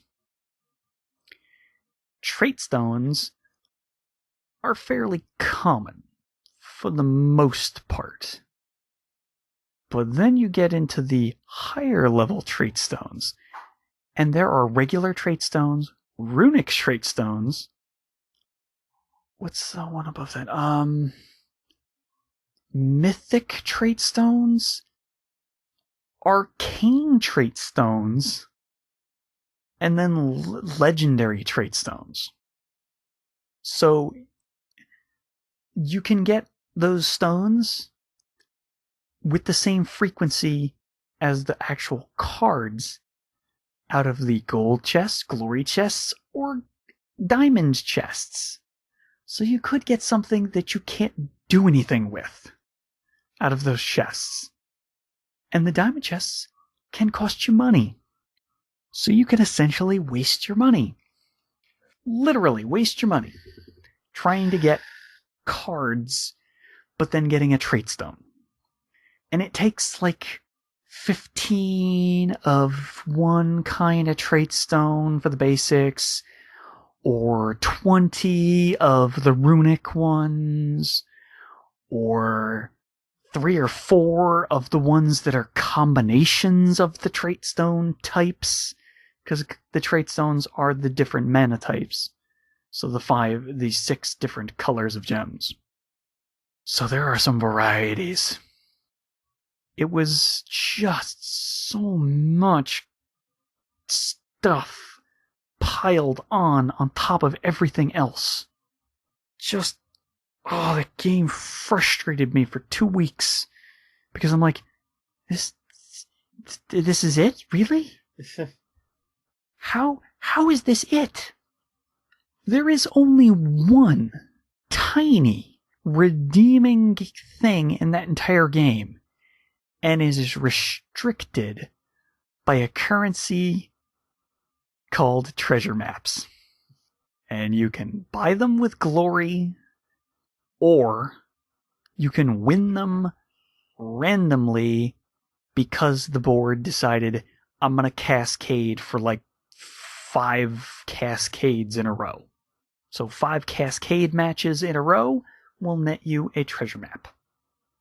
There are cards that literally say, hey, you get treasure maps more frequently when you match a 4 or greater, because they're that uncommon. The treasure maps unlock a mini game inside the game that is actually fun. It's a puzzle. It's basically a puzzle twist on the match 3, where you have 8 turns to match as many gold pieces as you can. To do this, to complicate that, there are copper, silver, gold, money bags, treasure chests, green treasure chests, red treasure chests, and money vaults. And as you match gold, it'll turn into a money bag. As you match money bags, it'll turn into plain treasure chests. As you match the plain treasure chests, it'll turn into the green treasure chest. As you match the green chests, red chest. Red chests, money vaults. The objective is make as much as you can of those 8 turns. If you match 4, it does not take away your turn. If you match 5 or more, you gain an extra turn. So therein lies the strategy. The strategy of setting up 5 matches to gain extra turns to get as many high-level things as possible. Now, what does that net you at the end? It can net you gold, souls, which is the currency of actually upgrading the levels of your individual cards, because your individual cards have levels that are capped by the rarity level of the card. So souls was the other currency that I completely forgot about. You can also win glory, diamonds, and keys from these. That is the only bright spot in that entire game. And it is restricted by the amount of treasure maps that you have. So yeah, there's that.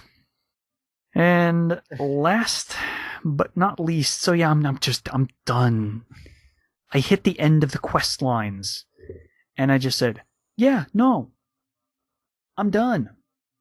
The writing is bad enough for these quest lines that I don't care to grind out the rest of the way to get to level 100 for that 100-point achievement. Right. I made it far enough. I beat myself up far enough to get to the level 50 achievement. Thankfully, I was past that point when I decided, yeah, no, I'm going to be done as soon as I'm done with all the quest lines. So, yeah. But, yeah, I'm just done with that game. As soon as I finished that, I was like, yeah, no, done. And then I immediately went into Dragon Age Inquisition again, and I'm like, okay, this is a good game again. Whew. Man, I had forgotten how good a game could actually be rather than this free-to-play junk that I've been playing. Speaking of something never again... Well, let me go over a good free-to-play game. Oh, okay. I played some Hearthstone on Android tablet. I want to get into the One Night at Kazrahan, or Karazhan. I'm not entirely sure how it's pronounced, because it's free for the first week, so that ends soon. The first wing is open for free, so I want to go do that sometime this week before it goes pay for the first wing, because it looks like another fun adventure storyline. So want to go do that. But other than that, played a little bit of Tavern Brawl, won some gold. That's about it. Opened some card packs. Not much else. Then I was also playing a decent amount of Clash Royale on Android as well. That game is just so unbalanced. Pay to win, one would say. Gee, it kinda is, but then it can also be pay to not get the legendaries that you need that are broken to win, because they're random. And the people in the Giant Bomb clan that I was in were getting legendaries left and right. And that was breaking my spirit down very, very slowly, but very, very effectively. Because I gave myself an ultimatum. Okay. There was a mass exodus to another Giant Bomb clan because there was consolidation, because that clan finally had room. And it was the clan that Brad Shoemaker was in. Mm-hmm. even though he doesn't play the game anymore. Right. Before that, I had been slowly just getting so much angrier at the people who spam the emote icons of that stupid smiley face king when they're winning for no good reason other than to troll. I had been getting so friggin' annoyed. And the company Supercell that creates the game was more than kind enough to put out a little lovely message like a few weeks before the tournament mode got added. So right. It has been sinking in slowly just how much they hate their customers and players. All right, yep. That they will never put in a mute feature for the people who troll or just straight up spam the emoticon. Because they want, and I quote, to draw out strong emotions from people. Well, the strong emotion that they got from me was hatred and anger. So they effectively got what they wanted, but in the worst possible way. I hit Arena 6 and have been flirting with hitting Arena 7 ever since. And the people in Arena 6 and 7, 95% of them are all people who use just straight up legendaries. So you either got a legendary, and then you'll slowly start to climb to the next arena, or you don't, and you use the cheese tactics of Balloon and Giant combined. And that is incredibly hard to defeat without legendaries. Or a really high level card that is specifically meant to take out hired damage soaking tanks, which is what the Giant and the Balloon are. So I gave myself a 2-day minimum of, okay, I'm just not going to play any matches. Whatever free cards I get. If I get a legendary, so be it. I might keep going. But if I don't, I'm just flat out done. And I got absolute garbage in those 2 days.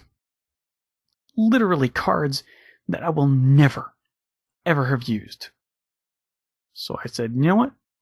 I'm done. Never again. If a free-to-play game wants to try doing the worst possible free-to-play mechanics, I'm just out. Never again will I do that. So I quit the game cold turkey after that. And literally like 12 hours after I quit the game and uninstalled, deleted the whole thing, I was checking, I want to say I was on Twitter, and the thought crossed my mind, I wonder if I have any chests to unlock. No. Because each of the chests has a timer on it. And I went, oh wait, that's right. I don't, because I uninstalled the game and deleted it. Yay! And I went, damn it. They instilled in me that stupid notion of, I should check my tablet every 8 hours or every 3 hours. It's been 3 hours, I gotta check the tablet. Come on, I gotta unlock the next chest. That stupid little annoyance of, you gotta check this every 3 hours or 8 hours or 12 hours. Never again. Good free-to-play games or bust. because mentally and physically, I cannot handle it anymore. I'm drained. I'm done with those kinds of games from now on. So that's all the stuff that I've been playing. So what do you want to hit next? Let's do NPDs. Now it's that time of the month that causes gamers worldwide to be crabby and irrational. No, it's not PMS. It's NPD. Alright, and NPDs. Yeah. What months was it again? This is for May and June, and we have a major update in how they release the numbers starting with June. But before June is May. Okay. All right. So in May, retail game sales were up actually 4%. Hardware was down 10%. Okay. All right. So game-wise, number 10, Dark Souls 3, and selling best on PS4. Number 9, MLB 16 The Show, selling best, well, it's Sony exclusive. Number 8, Call of Duty Black Ops 3, selling best on Xbox One. In fact, yeah, I think they started doing sales at that point. Yep, and that is the only multi-platform game that sold best on Xbox One. Gee, I wonder why. All right. Could it have been the previous generation deal that they had? Yep. All right, number 7, NBA 2K16. Mm-hmm. Number 6, Minecraft. Because, it has to be on the list somewhere every single month. And it sold best on PS4. That's a first. Well, I don't remember when it came out on PS4. 2014? If I remember. On PS4? Yeah. Huh. Okay. Well, the system came out 2013. It wasn't a launch title. Yeah, I know. But neither was the Xbox One version. No, but I think they were 2014. They were before Microsoft bought them. I know that much. Okay. All right, number 5, GTA 5. Number 4, Battleborn. Number 3, Overwatch. Number 2, Doom. And number 1, Uncharted 4. Yeah, okay. That's not too surprising. Let's see here. Hardware-wise, PS4 was number 1. The Xbox One and PS4 are still outselling their previous versions in terms of how long they've been on the market. 3DS is up 148% over May of 2015 because of the 2DS price cut to $80, and this is going to continue probably as we get into July's numbers soon, because remember, this is pre-Pokemon Go. Yeah. All right, so now we get to June. And June is the new NPDs. Okay. What does that mean?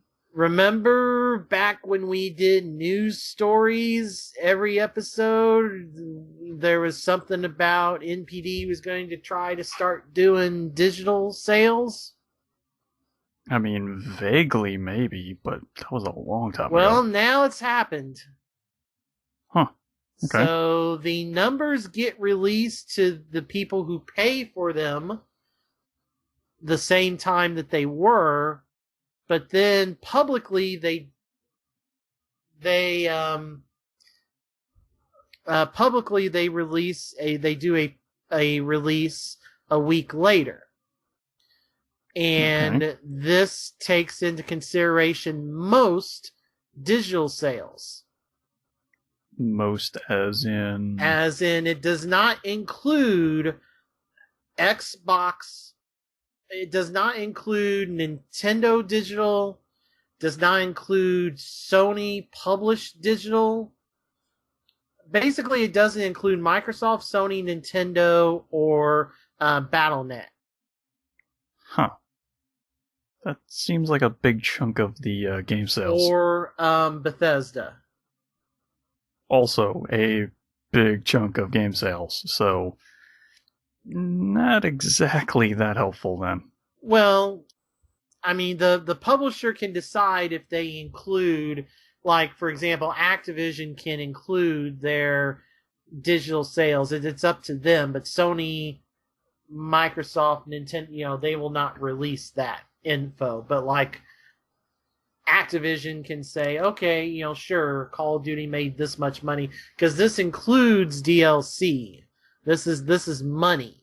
This isn't just game sales. This is how much money. Huh. This is revenue. So that's an important distinction. Right. All right. So we go to June. Retail sales were down 22%, with hardware being down 42%, console and handheld games down 20%, physical and Steam PC software sales down 20%. All right. So here we go.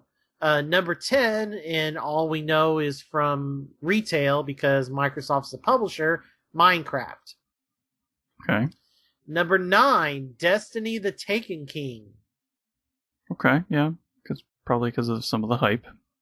Well, and also people, buying it, yeah. Yeah, buying. I think they also started doing some sales again. Yeah. Number 8, Black Ops 3. Yep, the sales were in full swing in June. Number 7, NBA 2K16. Don't forget that was the month it was free on PlayStation Plus. So people probably bought virtual currency for their characters, and there were sales for it on Xbox as well. Number 6, Uncharted 4. Okay, yeah. Number 5, Mirror's Edge Catalyst. Yeah, that one didn't do so hot, did it? Well, I'm surprised it's even at 5, to be perfectly honest. Well, I mean, it was multi-console. Well, right, but I'm just really surprised it's that high. I mean, with 3 possible places you could buy it, PC and the 2 consoles, it's not that surprising. It would be on the list somewhere. I'm surprised it's at 5, seeing how little it's sold, locally, in what I see and hear. But, all right. Number 4, Doom. Okay. Number 3, Lego Star Wars Force Awakens. Sure. Because, they never can stop putting out Lego games ever. Number 2, raking in another $500 million in US dollars, Grand Theft Auto 5. Well, they keep putting out DLC for it. For the online, Yeah. And that man, it is really popular.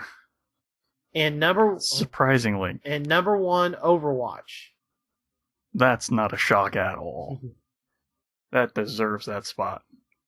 And PS4 was once again the number 1 selling hardware platform. Okay.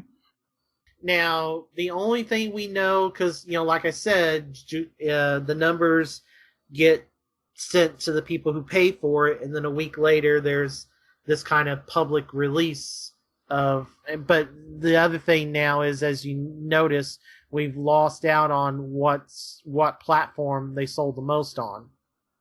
We don't even get that anymore. Okay. The other thing is, we know tricklings of things already. In fact, we know that the number 1 selling platform for July was the Xbox One. That was probably fueled by all the sales. Yeah. And we'll probably continue with the Xbox One S in August, but it'll be too late to make this show, but maybe we'll see about next episode or something. But yeah, there'll be July. You'll probably hear July numbers as your as you're listening to this, that will have been out, but by the time of recording, they are not out. Other than Microsoft bragging about how they were number one. I mean, that's something to brag about because they've not been number one for a very long time. It was October. I remember the story saying October was the last time they were number one. Well, that was almost a year ago. Right. So, Yeah. Okay. That's it for the NPDs. All right. Well, to cap everything off, we've got one little thing we had to keep pushing for a couple episodes. But we wanted to get it out there because we are excited about some of this stuff. So we're going to do a top 10 most anticipated upcoming games. 5, 4, 3, 2, 1. Alright, so how do you want to do it? Well, 1 to 10 or 10 to 1? 10 to 1. Okay. Disclaimer. These are games that have a confirmed / semi-confirmed release. Well, these are games that have an officially set release date for before March 31st, 2017. Yeah, because I was going to say, I don't think my number one game actually has a date. Well, or my number 2. That's all I'll say. Well, they're supposed to come out before then. That's all I know. Okay, well, I mean, I specifically left one game off because there's never been an official, trailer or anything that says release boom. So that's probably going to come up. Okay, my list is all of games that have an official release day of before March 31st, 2017. That was kind of the purpose of it, but I don't know. I'm pretty sure it does. That's all I remember, though, because I put the list together a while ago. All right, and I had to redo mine because... Well, to be fair, I've been remaking it constantly. Every time we do an episode, I'm like, oh, well, that should probably move down one slot. That should move up a slot or two. Okay, that should move down. That should move up. Oh, wait, that got released. Huh. I guess I could move this to that spot. So, it's been a work in progress. All right, so I guess I'll start then with my number 10. Okay. My number 10 is Resident Evil 7. Okay, yeah, because we still kind of don't really know what are they going to do with it, actually, because that demo, they said, not really representative of what the game is going to be. Yeah. So I am rather curious. So, what does that mean? Yeah. Yeah, alright, so my number 10, Call of Duty Infinite Warfare. Okay. It's kind of on the list because of the fact that they're doing so much new with this story campaign. It's not on the list because of the controversy over the multiplayer, though. So, I'll just leave it at that. What controversy over the multiplayer? Well, the fact that they're always... The community is always up in arms about the 3D movements. Oh. Adding in 3D movement of any kind makes the community go absolutely insane. Like, blah, blah, blah, blah, it's not like what I remember, blah, blah, blah, blah, blah. Oh, okay. Like, hey, nothing new ever needs to go into this community, apparently. Even though the community is constantly asking, well, what's new? What's new? I think you and I are the only two ragtags that are possibly getting that. I'll get it. Whether I keep it is an entirely different story. Whether I play the multiplayer for very long is an entirely different story. Well, I mean, it's also the reason why I switched from the $120 version to the $80 version. Yeah. I am excited that Call of Duty 4 Modern Warfare 1 is getting remade. Yep. The fact that it's getting tied completely into their disc for Infinite Warfare, though, is less helpful and less exciting. Mm-hmm. So, I would have been happier if they had just done, we're just going to do Modern Warfare Trilogy Collection. It's okay. I would have rebought them. Well, they totally did that, just as a repackaged deal on PS3 and 360. Yeah, see, that doesn't really help when I very rarely will turn on my 360 at the moment. Yeah. So it's snuck in at number 10. Okay. Number 9 for me is Mafia 3. I should be more excited for that game, but I'm not there yet. I'm intrigued because, I tried... I'm intrigued, but I don't know. Doesn't do enough for me yet. I'm definitely interested. I just, it's a different setting. It's a different, let's face it, it's an African-American main character. That's kind of, it's rare. That's rare. It's rare for the most part. It's Vietnam time frame. It's New Orleans-ish, not New Orleans exactly, but it's New Orleans, just not by name. Yeah. The only other game I can think of, the only other two games I can think of set in New Orleans are Assassin's Creed. The Vita one that got ported to 360 and PS3 with the Aveline and switching the costumes. The Assassin's Creed game. Liberation? Yeah, Liberation, yeah. Yeah, that and Infamous 2. That's the only two games. Yeah, I was gonna say, I swear that one of the Infamous games was there, right? Yeah, Infamous 2. Yeah. Or a city inspired by New Orleans, not a game. Right, okay, yeah. But also it seems to be a fully open world. What little I played of Mafia 2, it was like, yeah, it's this open world, but you were on a timer to get to every mission. And it's kind of empty, and really nothing else going on other than the driving to the locations. Yeah. It kind of wasn't a fully fleshed out world in that game. Yeah, this seems like they're going in the right direction, though. Yeah.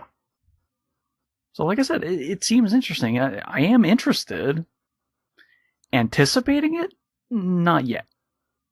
That might change. Well, it's kind of nice. Normally they would be releasing the same week. Well, I wonder if this is why 2K moved up NBA, because normally that first Tuesday in October is NBA, but then NBA's moved up 2 weeks this year. So, okay. I kind of wonder if that's why. I don't know. Because unlike Ubisoft, 2K's smart enough to realize they don't want to release the same two of their big fall titles. And they don't want to release two retail titles on the same day. Or in back-to-back weeks. Well, Ubisoft's infamous for the same damn day. Yeah. Weeks apart for Ubisoft would be an improvement. Yeah, at least a 1 week difference would be good, but they kind of don't care. They're doing that again this year. As of right now, they've got South Park and that skiing whatever game are both the same day as of right now. That I can kind of understand because those audiences are very, very far apart. It's still not smart. I'm not saying it's smart. Yeah. I'm just saying I can understand a little bit more. Unlike releasing 2 Assassin's Creed games on the same day for different platforms. Or burying Rayman Origins behind Assassin's Creed 4? I think you're right, but I don't remember. Or 3. It's one of the two. It might have actually happened both times. It might have been 3 and 4. It might have happened twice. Yeah. I'd have to go back and check, though. Yeah, I would as well. All right. My number 9, Recore. Okay. So we kind of... I'm interested. I'm very, very interested. I was told Metroid style, and then I was shown a trailer during E3 of a little bit of shooting, a little bit of exploration. I'm like, this could be right up my alley. Wasn't quite enough to break my top 5, but enough to get on the list. Okay. So I'm definitely interested. Also, coming out for only $40. Definitely a little bit better price point. Yeah. A little easier on the wallet. Yeah, I just don't really have much. The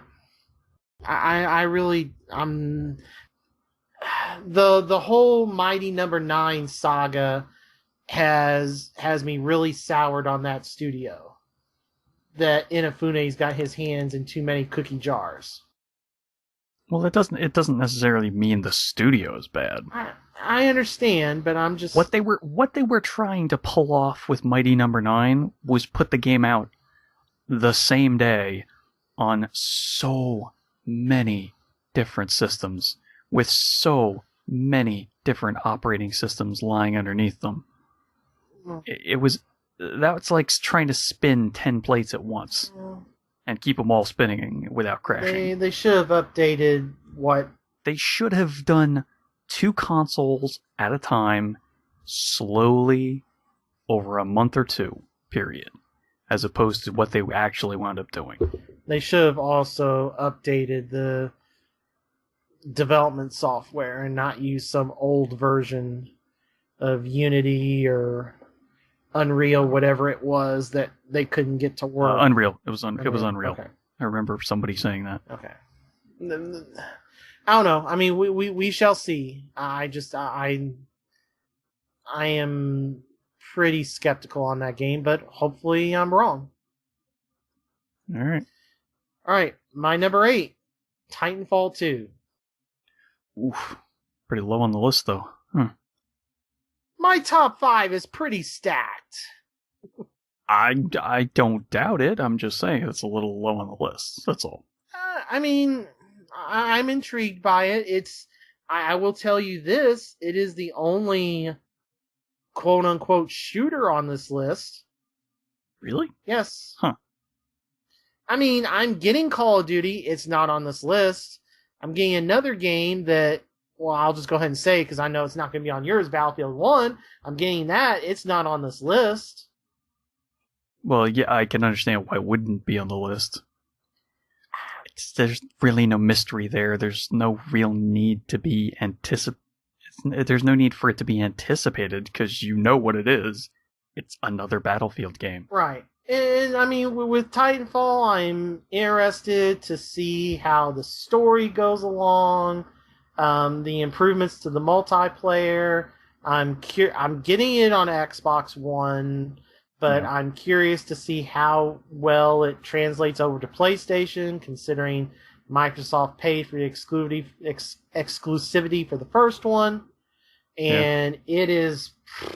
Speaking about what we were just talking about, how about EA doing... what's the studio? Oh, gosh darn it. What's the Titanfall studio? Respawn. How about them doing Respawn dirty and putting Titanfall out the week after Battlefield? Well, I mean, yeah, that's not great, but... And then the week before, well, I guess it's a week before Call of Duty, but it's also... Yeah, so it's the only real place it has a good shot. Oh, I don't know, maybe do it before Battlefield. I mean, maybe, but... I don't know. It doesn't seem like it's a great place. Well, you don't know. We don't know how long the development needed to be. Yeah. We don't know how long that date has been set for. Yeah. Plus, they're only publishing it. Right. I don't know. I am intrigued by it. It is the shooter that I think is the most intriguing. I mean, Call of Duty, maybe a little bit. The space combat intrigues me a bit, but not enough to crack this top 10. But the Titanfall's really intriguing to see to me if it's going to stick this time. Yeah. Yeah, I want it. I want it to do a lot better. Yeah. I really do. Because that first game was amazingly fun. Which is why I'm slightly concerned, but still super anticipatory on that game. All right. Well, your number 8. All right, my number 8 is Halo Wars 2. After playing the multiplayer, it got knocked down a little bit on the list just because, well, that's not really where my focus likes. Yeah. I like to focus my energy on a strategy game. I probably need to pre-order that deluxe edition at some point to get the remaster of the original. It felt like more Halo Wars. I'm very okay with that. Yeah, because me and you never did get... Yeah, we never did go through the campaign like we wanted to. We got through like half of it. Yeah, I think so. And then save, something like that. And then save Apocalypse. Well, no, that was even before that. Oh. It was like years before that. Okay. Or maybe you had some kind of glitch or something, or maybe we just fell off of it because we were playing something else. I'm sure we fell. I know we fell off of it, but I just thought you lost that save. No, not until last year. Okay. Unless something else happened that I don't remember. Okay. Well, I mean, the deluxe edition comes with the remaster of Halo Wars, which is interesting. Mm. Yeah, because isn't it backwards compatible? Yes. I want to say. Yeah. So I don't know that it needed a remaster. I don't know. Unless they really up-res those graphics to make them really nice. I don't know. I just remember that's the perk for getting the deluxe edition. I don't know details. Okay. But yeah, I'm very excited for that game. All right. Speaking of strategy, but this one being turn-based, my number 7 is the console release of XCOM 2. Yeah, they pushed that back a little bit, didn't they? It's coming out the last week of September, which was originally a few days before Final Fantasy. Now it's the same day as FIFA. So yeah, so it's September 27th. Okay. Which is fine. That gives me... They must have just discovered something that they needed to fix. That gives me all of September to play Madden and my number 5 game, which we'll get into in a bit. Okay. But yeah, I'm really looking forward to... Felt kind of cheated and didn't get XCOM 2. I was like, oh, they'll do a console. They did console. It just, yeah. Yeah. So I can't imagine that they wouldn't going forward from now on. Yeah, it just makes sense. All right. If anybody ever wants to play XCOM multiplayer on Xbox One, hit me up, yo. I mean, I'll get it eventually. Yeah. All right, you're number 7. All right, my number 7 is Persona 5. Okay. And it's only this low because I don't have the console for it. Either one. Yeah, well, still. It just seemed really awesome.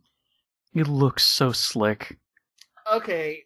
I really want to see somebody play through it. All right, so at least behind. Well, yeah, you know someone. Specifically, some very specific people. Oh, I would love to watch them go through it. Well, you'll just have to settle for me, damn it. I will also watch that too.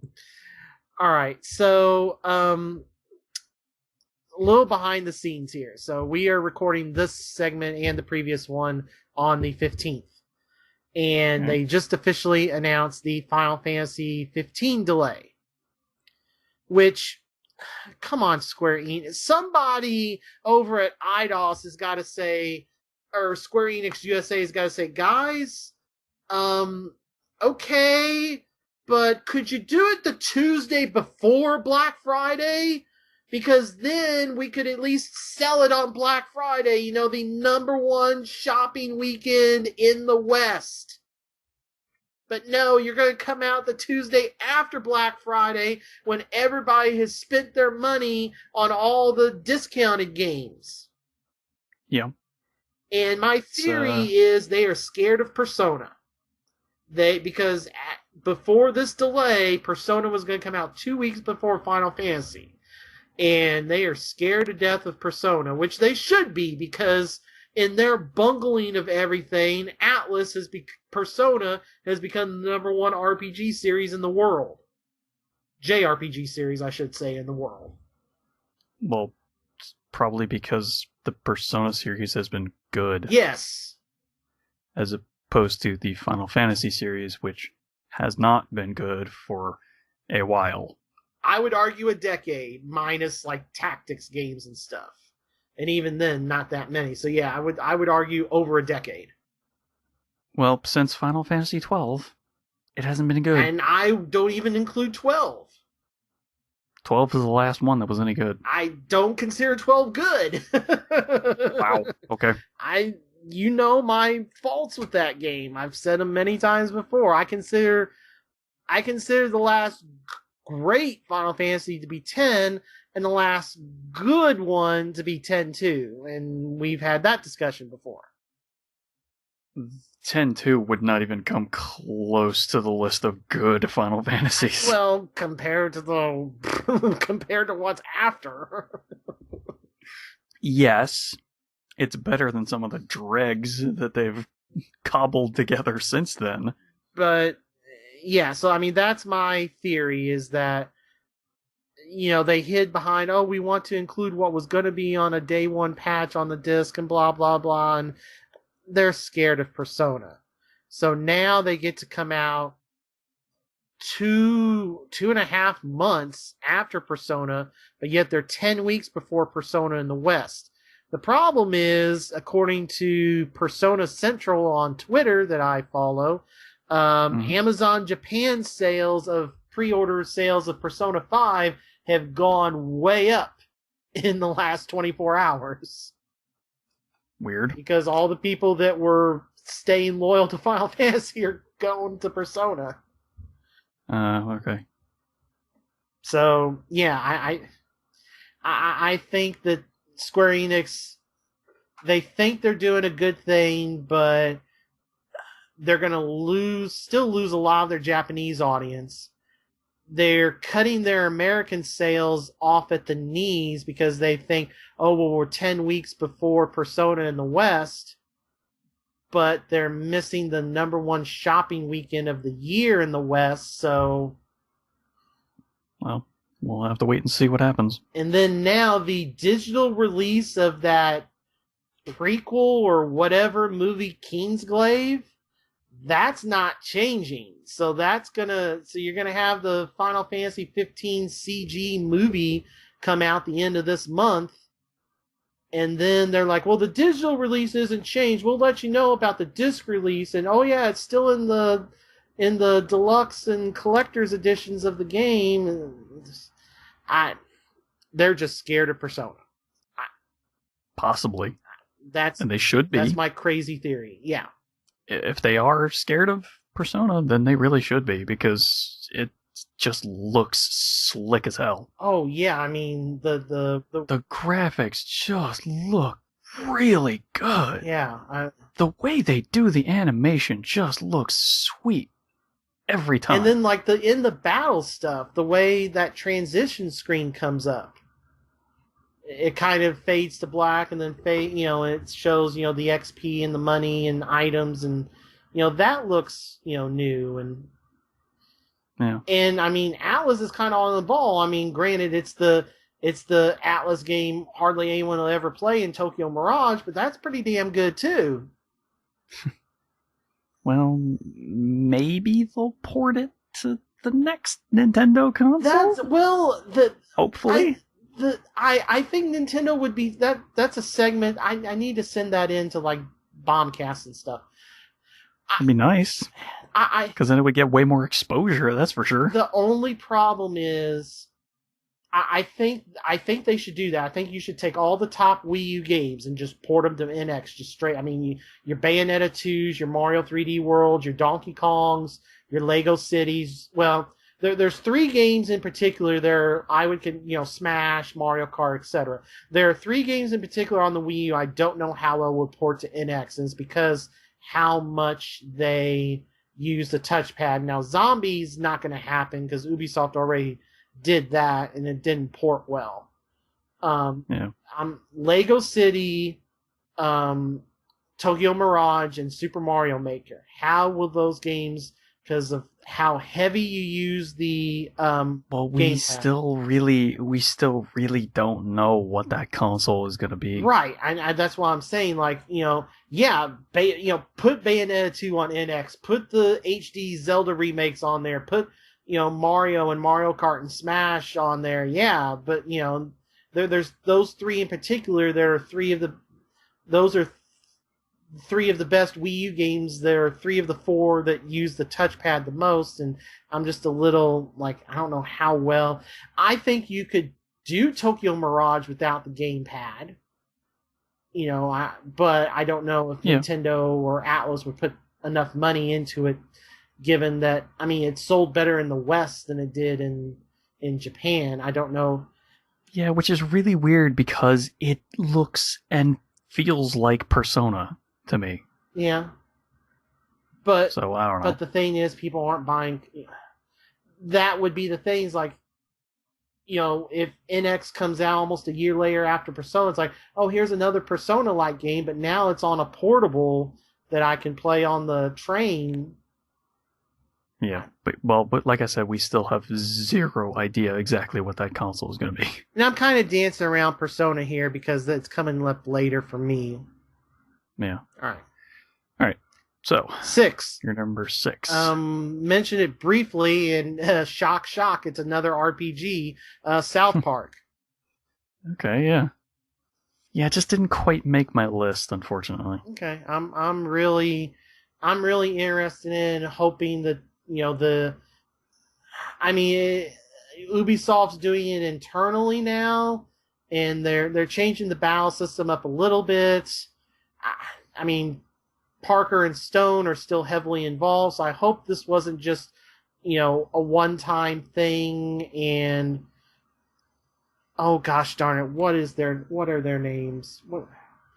I'm getting so old. The studio that did South Park, the previous game? Yeah. THQ. No, they're the publisher. I'm talking about the actual developer. Oh, They did Alpha Protocol and Dungeon Siege 3 and... Oh, yeah, it starts with an O, doesn't it? Obsidian. I just needed the O. Yeah, Obsidian. I hope that is not something that losing Obsidian decreases the quality of the game. Doesn't seem like it. And Ubisoft's getting their fingers into it because it has like these gold and deluxe editions like all their other stuff in Season Pass, and seems like Ubisoft is not going to let another South Park game go with it without it having some type of extra add-ons. Yeah, I don't know that not every game needs a Season Pass, really. It did feel a little weird that there were no more, although it makes sense now because this is like a direct sequel to Stick of Truth. Yeah. Storyline-wise, but it did feel kind of weird. You play South Park and then you're like, nothing else, guys? I'm fine with that. Sometimes a game should have a finite end. Unlike some games. Yeah. I don't need to play every game forever, ever. Well, South Park was a great game. It was a shorter RPG, which is good and bad. A condensed story is fine. Yeah. A short, sweet, and funny story is more than alright. It's just, it went back to GameStop. Sorry, guys. I did rebuy it a second time. I bought a digital copy when it was on sale. I did what I do a lot, trade a game in when the trading value is still good, and then buy it super cheap on some sale. Yeah, so which is fine. But of course, I had to do the gold edition because it comes in a steel book. Yeah, and we know how you love your steelbooks. Mm-hmm. All right, you're number 6. All right, my number 6 is Deus Ex: Mankind Divided. Oh, funny you mentioned that. Oh, we'll just get okay. out of the way because my number 5 is Deus Ex Mankind Divided. Oh, pretty close. Yeah. Okay. Yeah. Yeah. It's starting. I'm starting to feel the hype now. Well, I'm starting to feel it. I would hope so. It's a week away as we're recording this. I know. That's why I'm saying it's. I'm starting to feel it now. All right. This may be too late for the listening audience, but I'll tell it to Steven. Kind of Funny is doing a 12-hour stream of their game to celebrate the opening of their new office in San Francisco on Monday, the 22nd, starting at 1 Eastern.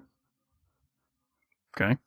Okay. So if you want to watch 12 hours of the, if you want to, check out some of the game, then I'd rather not have 12 hours of the game spoiled, but okay. I don't know if they'll do it the whole time. I mean, they're doing a celebratory live stream of their new office, and it's sponsored by Deus Ex, so I'm sure it won't be it won't be 12 full hours of the game, but at some point, I'm sure they're going to be showing some of the game.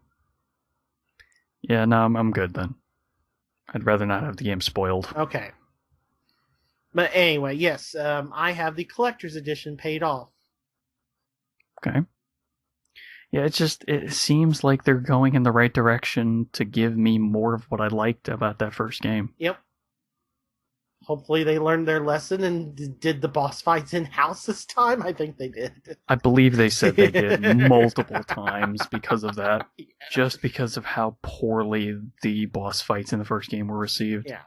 By the way, the director's cut is well worth it. I've mentioned that before. And the director's cut, I think, is still... I don't know about Witcher because I haven't had a chance to test that Witcher 2, but Deus Ex Human Revolution director's cut may still be the first 2-disc backwards compatible game, unless they change Witcher 2 to work as well. I think it's supposed to be. Well, see, Witcher 2 is really weird because, at first it was only the digital or the updated silver version, which was 1 disc, that was backwards compatible. So then I'm not sure. So I don't know anybody. I mean, I got the digital version when it was free to celebrate. They're like, "Oh, it's free." Digital version. Yeah. So I was like, "Yeah, I'm pretty sure I grabbed that too." But I don't know anybody with a fresh Xbox One to try the 2-disc version. So as of right now, Deus. Well, you know somebody who has an Xbox One that has those discs, but I don't know that I would trust my Xbox for that.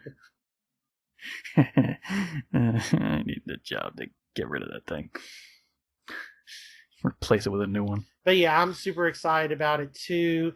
I never did get the first one finished. Maybe I can get on that this week. I don't know. But it's kind of interesting. Much like XCOM, it's not a happy, things did not go, peachy keen after the first game. Well, I mean, you can kind of see how our world today would wind up like that world. Yeah. Very, very easily. Yeah. So, I can kind of see it happening. They went with the right direction, I think. Mm-hmm. But I'm just really interested to see how that goes and to play around in that world and see, I love the hacking stuff, and I was pretty stealthy in the first game, so I'm trying to, hopefully. Oh, I was all stealth. I didn't let you see me if I didn't want to be seen. Yeah.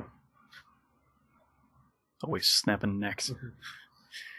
Or stabbing dudes with my nano knives or whatever. So yeah, another collector's edition that I'll have to figure out if I take some statue down to put Jensen up or not. Yeah. Because at this point, I have so many collector's editions where the statues are just all the Halo ones are just sitting in my closet. Gee, maybe it wasn't worth collecting all those statues, huh? I never paid full retail for a single Halo collector's edition. I got them all on clearance. that doesn't make them worth it. If you're not going to actually display those statues... If I had a house like Blonde Nerd that had a room that would be able to be dedicated, I would. All right. But I don't have the room. All right. If I had a house, I would do it. I have no house. All right. So that was my number 6 and your number 5. Yes, so your number 5. My number 5 is Titanfall 2. Okay. Just squeaks into the top 5. Super pumped. Looks so good. New Titans, new abilities, new guns. Just looks great. Also, Year of the Grappling Hook.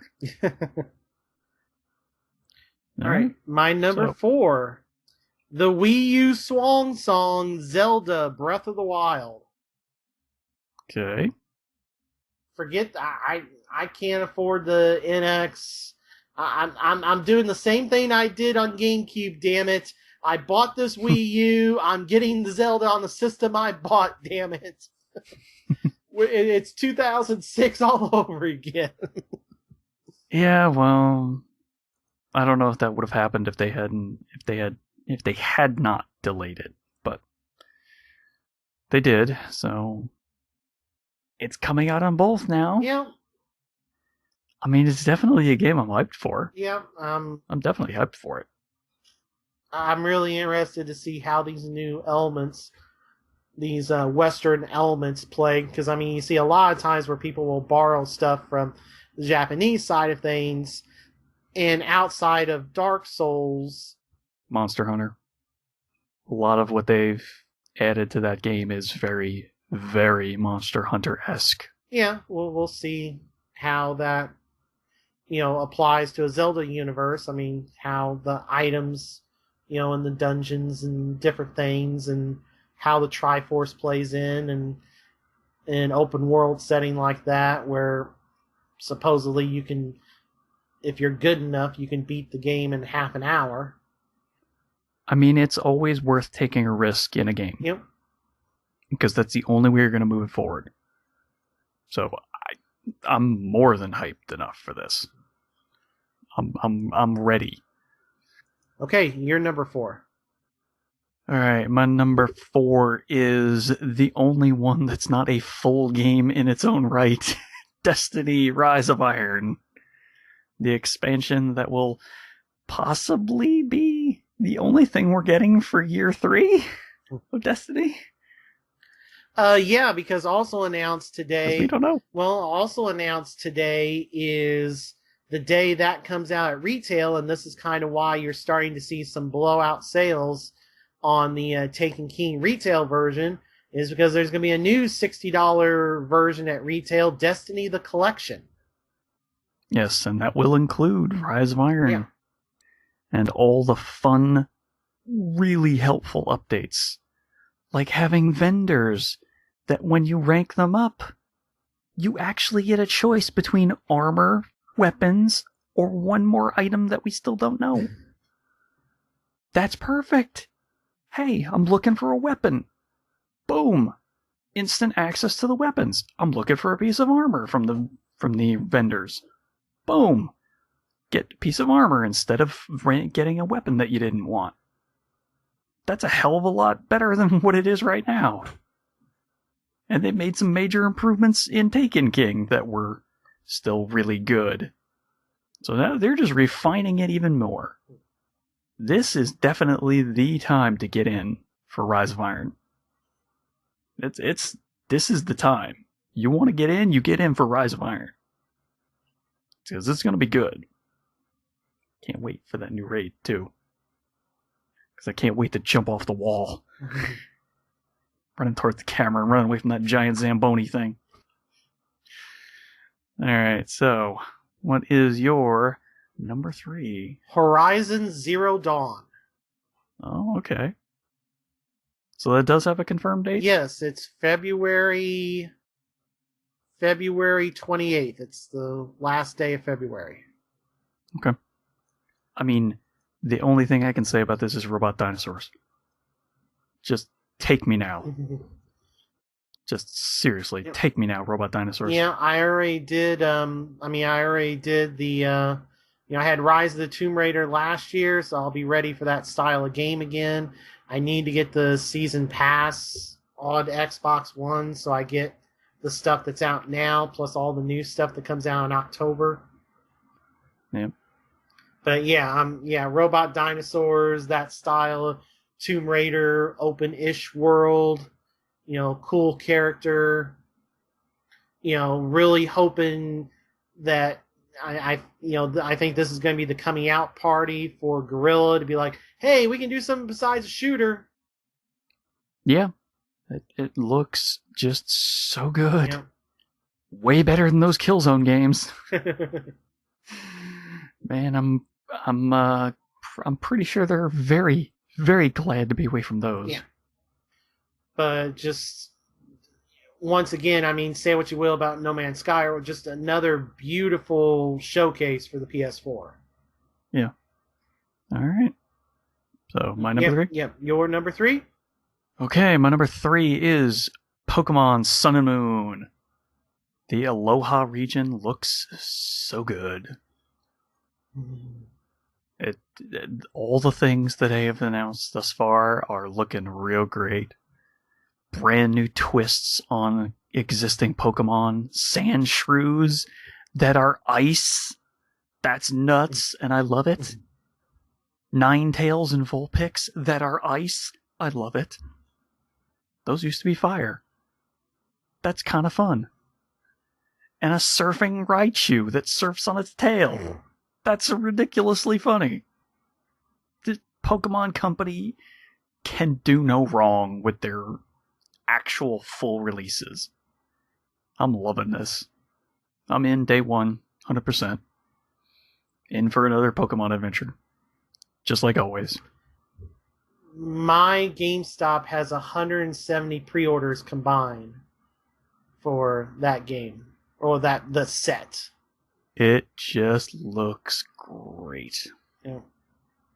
Plus they even have these new moves called Z moves that you can perform once per battle. And it's basically like a ridiculously super powerful move. So it's like a critical move or critical art move or something like from a fighting game, like an ultra move from a fighting game. It's like you do it once per round, but that's it. And then you can't do it again for that battle. So it seems pretty good. I like the direction they're going. All right, so your number 2. My number 2. Be thinking of that. I'm trying visualize the I forget the name of the character from Chappelle's Show. The one that's addicted to crack. That skit. Please tell me. Vaguely. It's been way too long. Gosh, all right. I didn't watch that much of it. Okay. Everybody else that's out there, be thinking of that when specifically the meme pick. You got any more of that, Gwent? Oh, right. I forgot. I forgot that had a release date. Well, it got the beta, which, isn't Hearthstone technically? It's still an open beta. I don't think so. I think Hearthstone is full release. Okay, well, alright. So the open, or the beta for Gwent is in October, but I figured it was good enough. My number 2 is Gwent. The full game of it being done by CD Projekt. Okay. I'm not going to say no to a card game. But not only does it have the multiplayer stuff, it's going to have a full single-player campaign. Tons of stories that they couldn't get into. They couldn't get into the Witcher games, and they don't necessarily have to star. They don't have to star Geralt. They could be Ciri. They could be Dandelion. They could be Triss. They could be Yennefer. Still really weird that somebody in that game is called Dandelion. Anyway. Yeah, I cannot wait for the rebalanced Gwent, being able to play it against others. Yeah. Let's go. Okay. And it'll be nice if they, unlike Magic, follow through on their promise. Now I'll get it on Xbox One so I can play with you. But it'll be nice if they follow through on their promise, unlike Magic, and put it out on PlayStation. So that PlayStation people have a card game to play. Yeah. Because Magic seems like it's never coming to PlayStation. Yeah, that's still really weird. Yeah. But I don't know. Maybe Microsoft has something to do with it? I guess. No. Don't know. No idea. Yep. All right, you're number 2. All right, my number 2 is another Nintendo game, The Legend of Zelda Breath of the Wild. Okay. All right. So much hype. I have no idea what it's going to look like on the NX. I want to know. Yep. Give it to me now.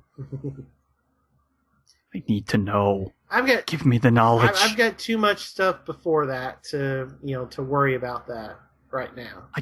All I want to know is what is the NX going to look. I want to know. I want to know what Legend of Zelda is going to look like on the NX. Yep. I need to know this. This is something I really want to know. So we already really went over it, so really not much else to say. All right, my number 1. Persona! As if there was any doubt. I mean, it like I said before, looks slick. It looks super good. So good. My second collector's edition of that month, between that and Horizon. Yeah. I don't own any system that could play it. Yeah. It still looks so good. Yeah. That would be one of the games I would get day one. Oh. If I had that console. I cannot wait, and I'm hoping that bag's big enough I'll be able to actually use that bag. That may be a very useful collector's edition with that bag. I'm hoping it's big enough to where when I go on short trips I can just use that as, to... Well, it's probably not that big. It's probably one of those, little cinch sack sizes. Oh, we'll see. All right. But Steelbook, soundtrack and everything. And we'll see if Atlas actually does. They did a 3-disc 60-song soundtrack for King of Fighters. Well, hopefully they stay the course. That this is just some weird Nintendo thing that only the Nintendo Atlas releases don't get that many songs. So yeah, I don't know. Probably not. All right. They'll probably do the same thing. I'm really curious as to what your number 1 is, because I honestly have no clue. My number 1 is for a console I do not own. And probably won't own by the time this game comes out. My number 1 for most anticipated games upcoming is Horizon Zero Dawn. Oh! Give me the robots, animals, and dinosaurs now. Please. God, that game looks so good. Yep. Looks so good. How could I say no? They hit me right in the everything I like button. That covers everything I like. Robots, animals, dinosaurs, weird future that kind of makes no sense, but will probably be explained enough. Heck yes. Thank you. Bring it to me now. I want to know. Just so hyped. So good. So for anybody who thought I put too many games that were not multi-platform or only Xbox One, that is your reason why I am not a Xbox One fanboy right there. Because that game looks super friggin' good. There's also, No Man's Sky, Persona. I had No Man's Sky on this list until it was released. Yeah. But that was also on PC. Yeah. Which is where I would probably get it. Well, maybe not now. Or at least not for a while. The PC version's really bad. almost Arkham Knight bad. Okay. Good to know. Yeah. All right, well, that is our top 10 most anticipated upcoming games. Okay, you had me worried. I thought you were going to do Mass Effect. That's what I was worried about. You just didn't realize. Oh, no, because I was like, well, they have not remotely stated when that game is coming out. I was like, all right, I guess I'll have to leave it off the list. Okay, you just didn't realize that, I guess, Persona and Horizon. I didn't remember that Horizon had a release date. Yep, and then Persona's 2 weeks before. Persona's Valentine's Day. Yeah, February's going to be big. Yeah. Got a lot of good games coming out in February. Yep. And then did you hear? Hitman got an extension to its seasons. Well, they said that they would like to do, a season 2 and 3, or... Yeah. Well, they were thinking about a 3. They were going to do a season 2. I know that the way that content has rolled out works perfectly for Giant Bomb, but I'm telling you... And for many other people. I'm telling you, you're going to see stories just like Tomb Raider when it released on PC about how it doubled the sales once it released. You're going to see that for the retail version of Hitman. You're going to see, like, Hitman lifetime sales triple with retail release. Because... Oh, probably will, but still, I'm just saying. The way they're doing it right now, it's really interesting with all the elusive targets and everything. Yeah. It was fun watching Gary Busey get killed. Yeah, I need to watch some of those. I'm bad about... If Giant Bomb would get a dang app for the consoles, I would actually utilize my premium membership more. You can't view it through the web browser on the consoles, or no? I don't know, actually. I know it doesn't work on Vita. Try it on the consoles. I'll try it. We'll see. I can't imagine those wouldn't have HTML5 in them. I don't know. I mean, we'll see. I might try it sometime, but I would still like to have an app. Yeah. Okay. Yeah, so that's going to wrap it up for the show, because we've been going for a while. Don't forget to subscribe to the show through iTunes or I guess it's Groove Marketplace. Yeah, it's Groove. I guess that's what they put the podcast under, but I don't remember. Yeah. Okay. You can also listen to us on the go through the Stitcher smartphone application, where finer applications are sold through your iTunes App Store or through any one of the numerous Android marketplaces. We're also on Facebook, Checkmate Arcade, 2 words, and you'll pop up the Facebook group. Or you can follow us on Twitter at Checkmate Arcade, no spaces for that. Yeah, I run that. Hi. I check it every once in a while. I have it on my phone, so I will see it. And you can follow us individually. You can follow me at Dark Boss Man. I'm at MSU Hitman. And that's gonna do it for this episode, where the heat has been driving me underground into the caves. My name is Stephen Boss, the Dark Boss Man. I talked about Gwen earlier, but man, I'm really starting to get the Wing Commander itch again. Maybe I need to look up that Elite Dangerous Arena. I'm MSU Hitman, Jason Billingsley. And maybe we will see you on live PSN, or maybe even on the net. Peace out, everybody.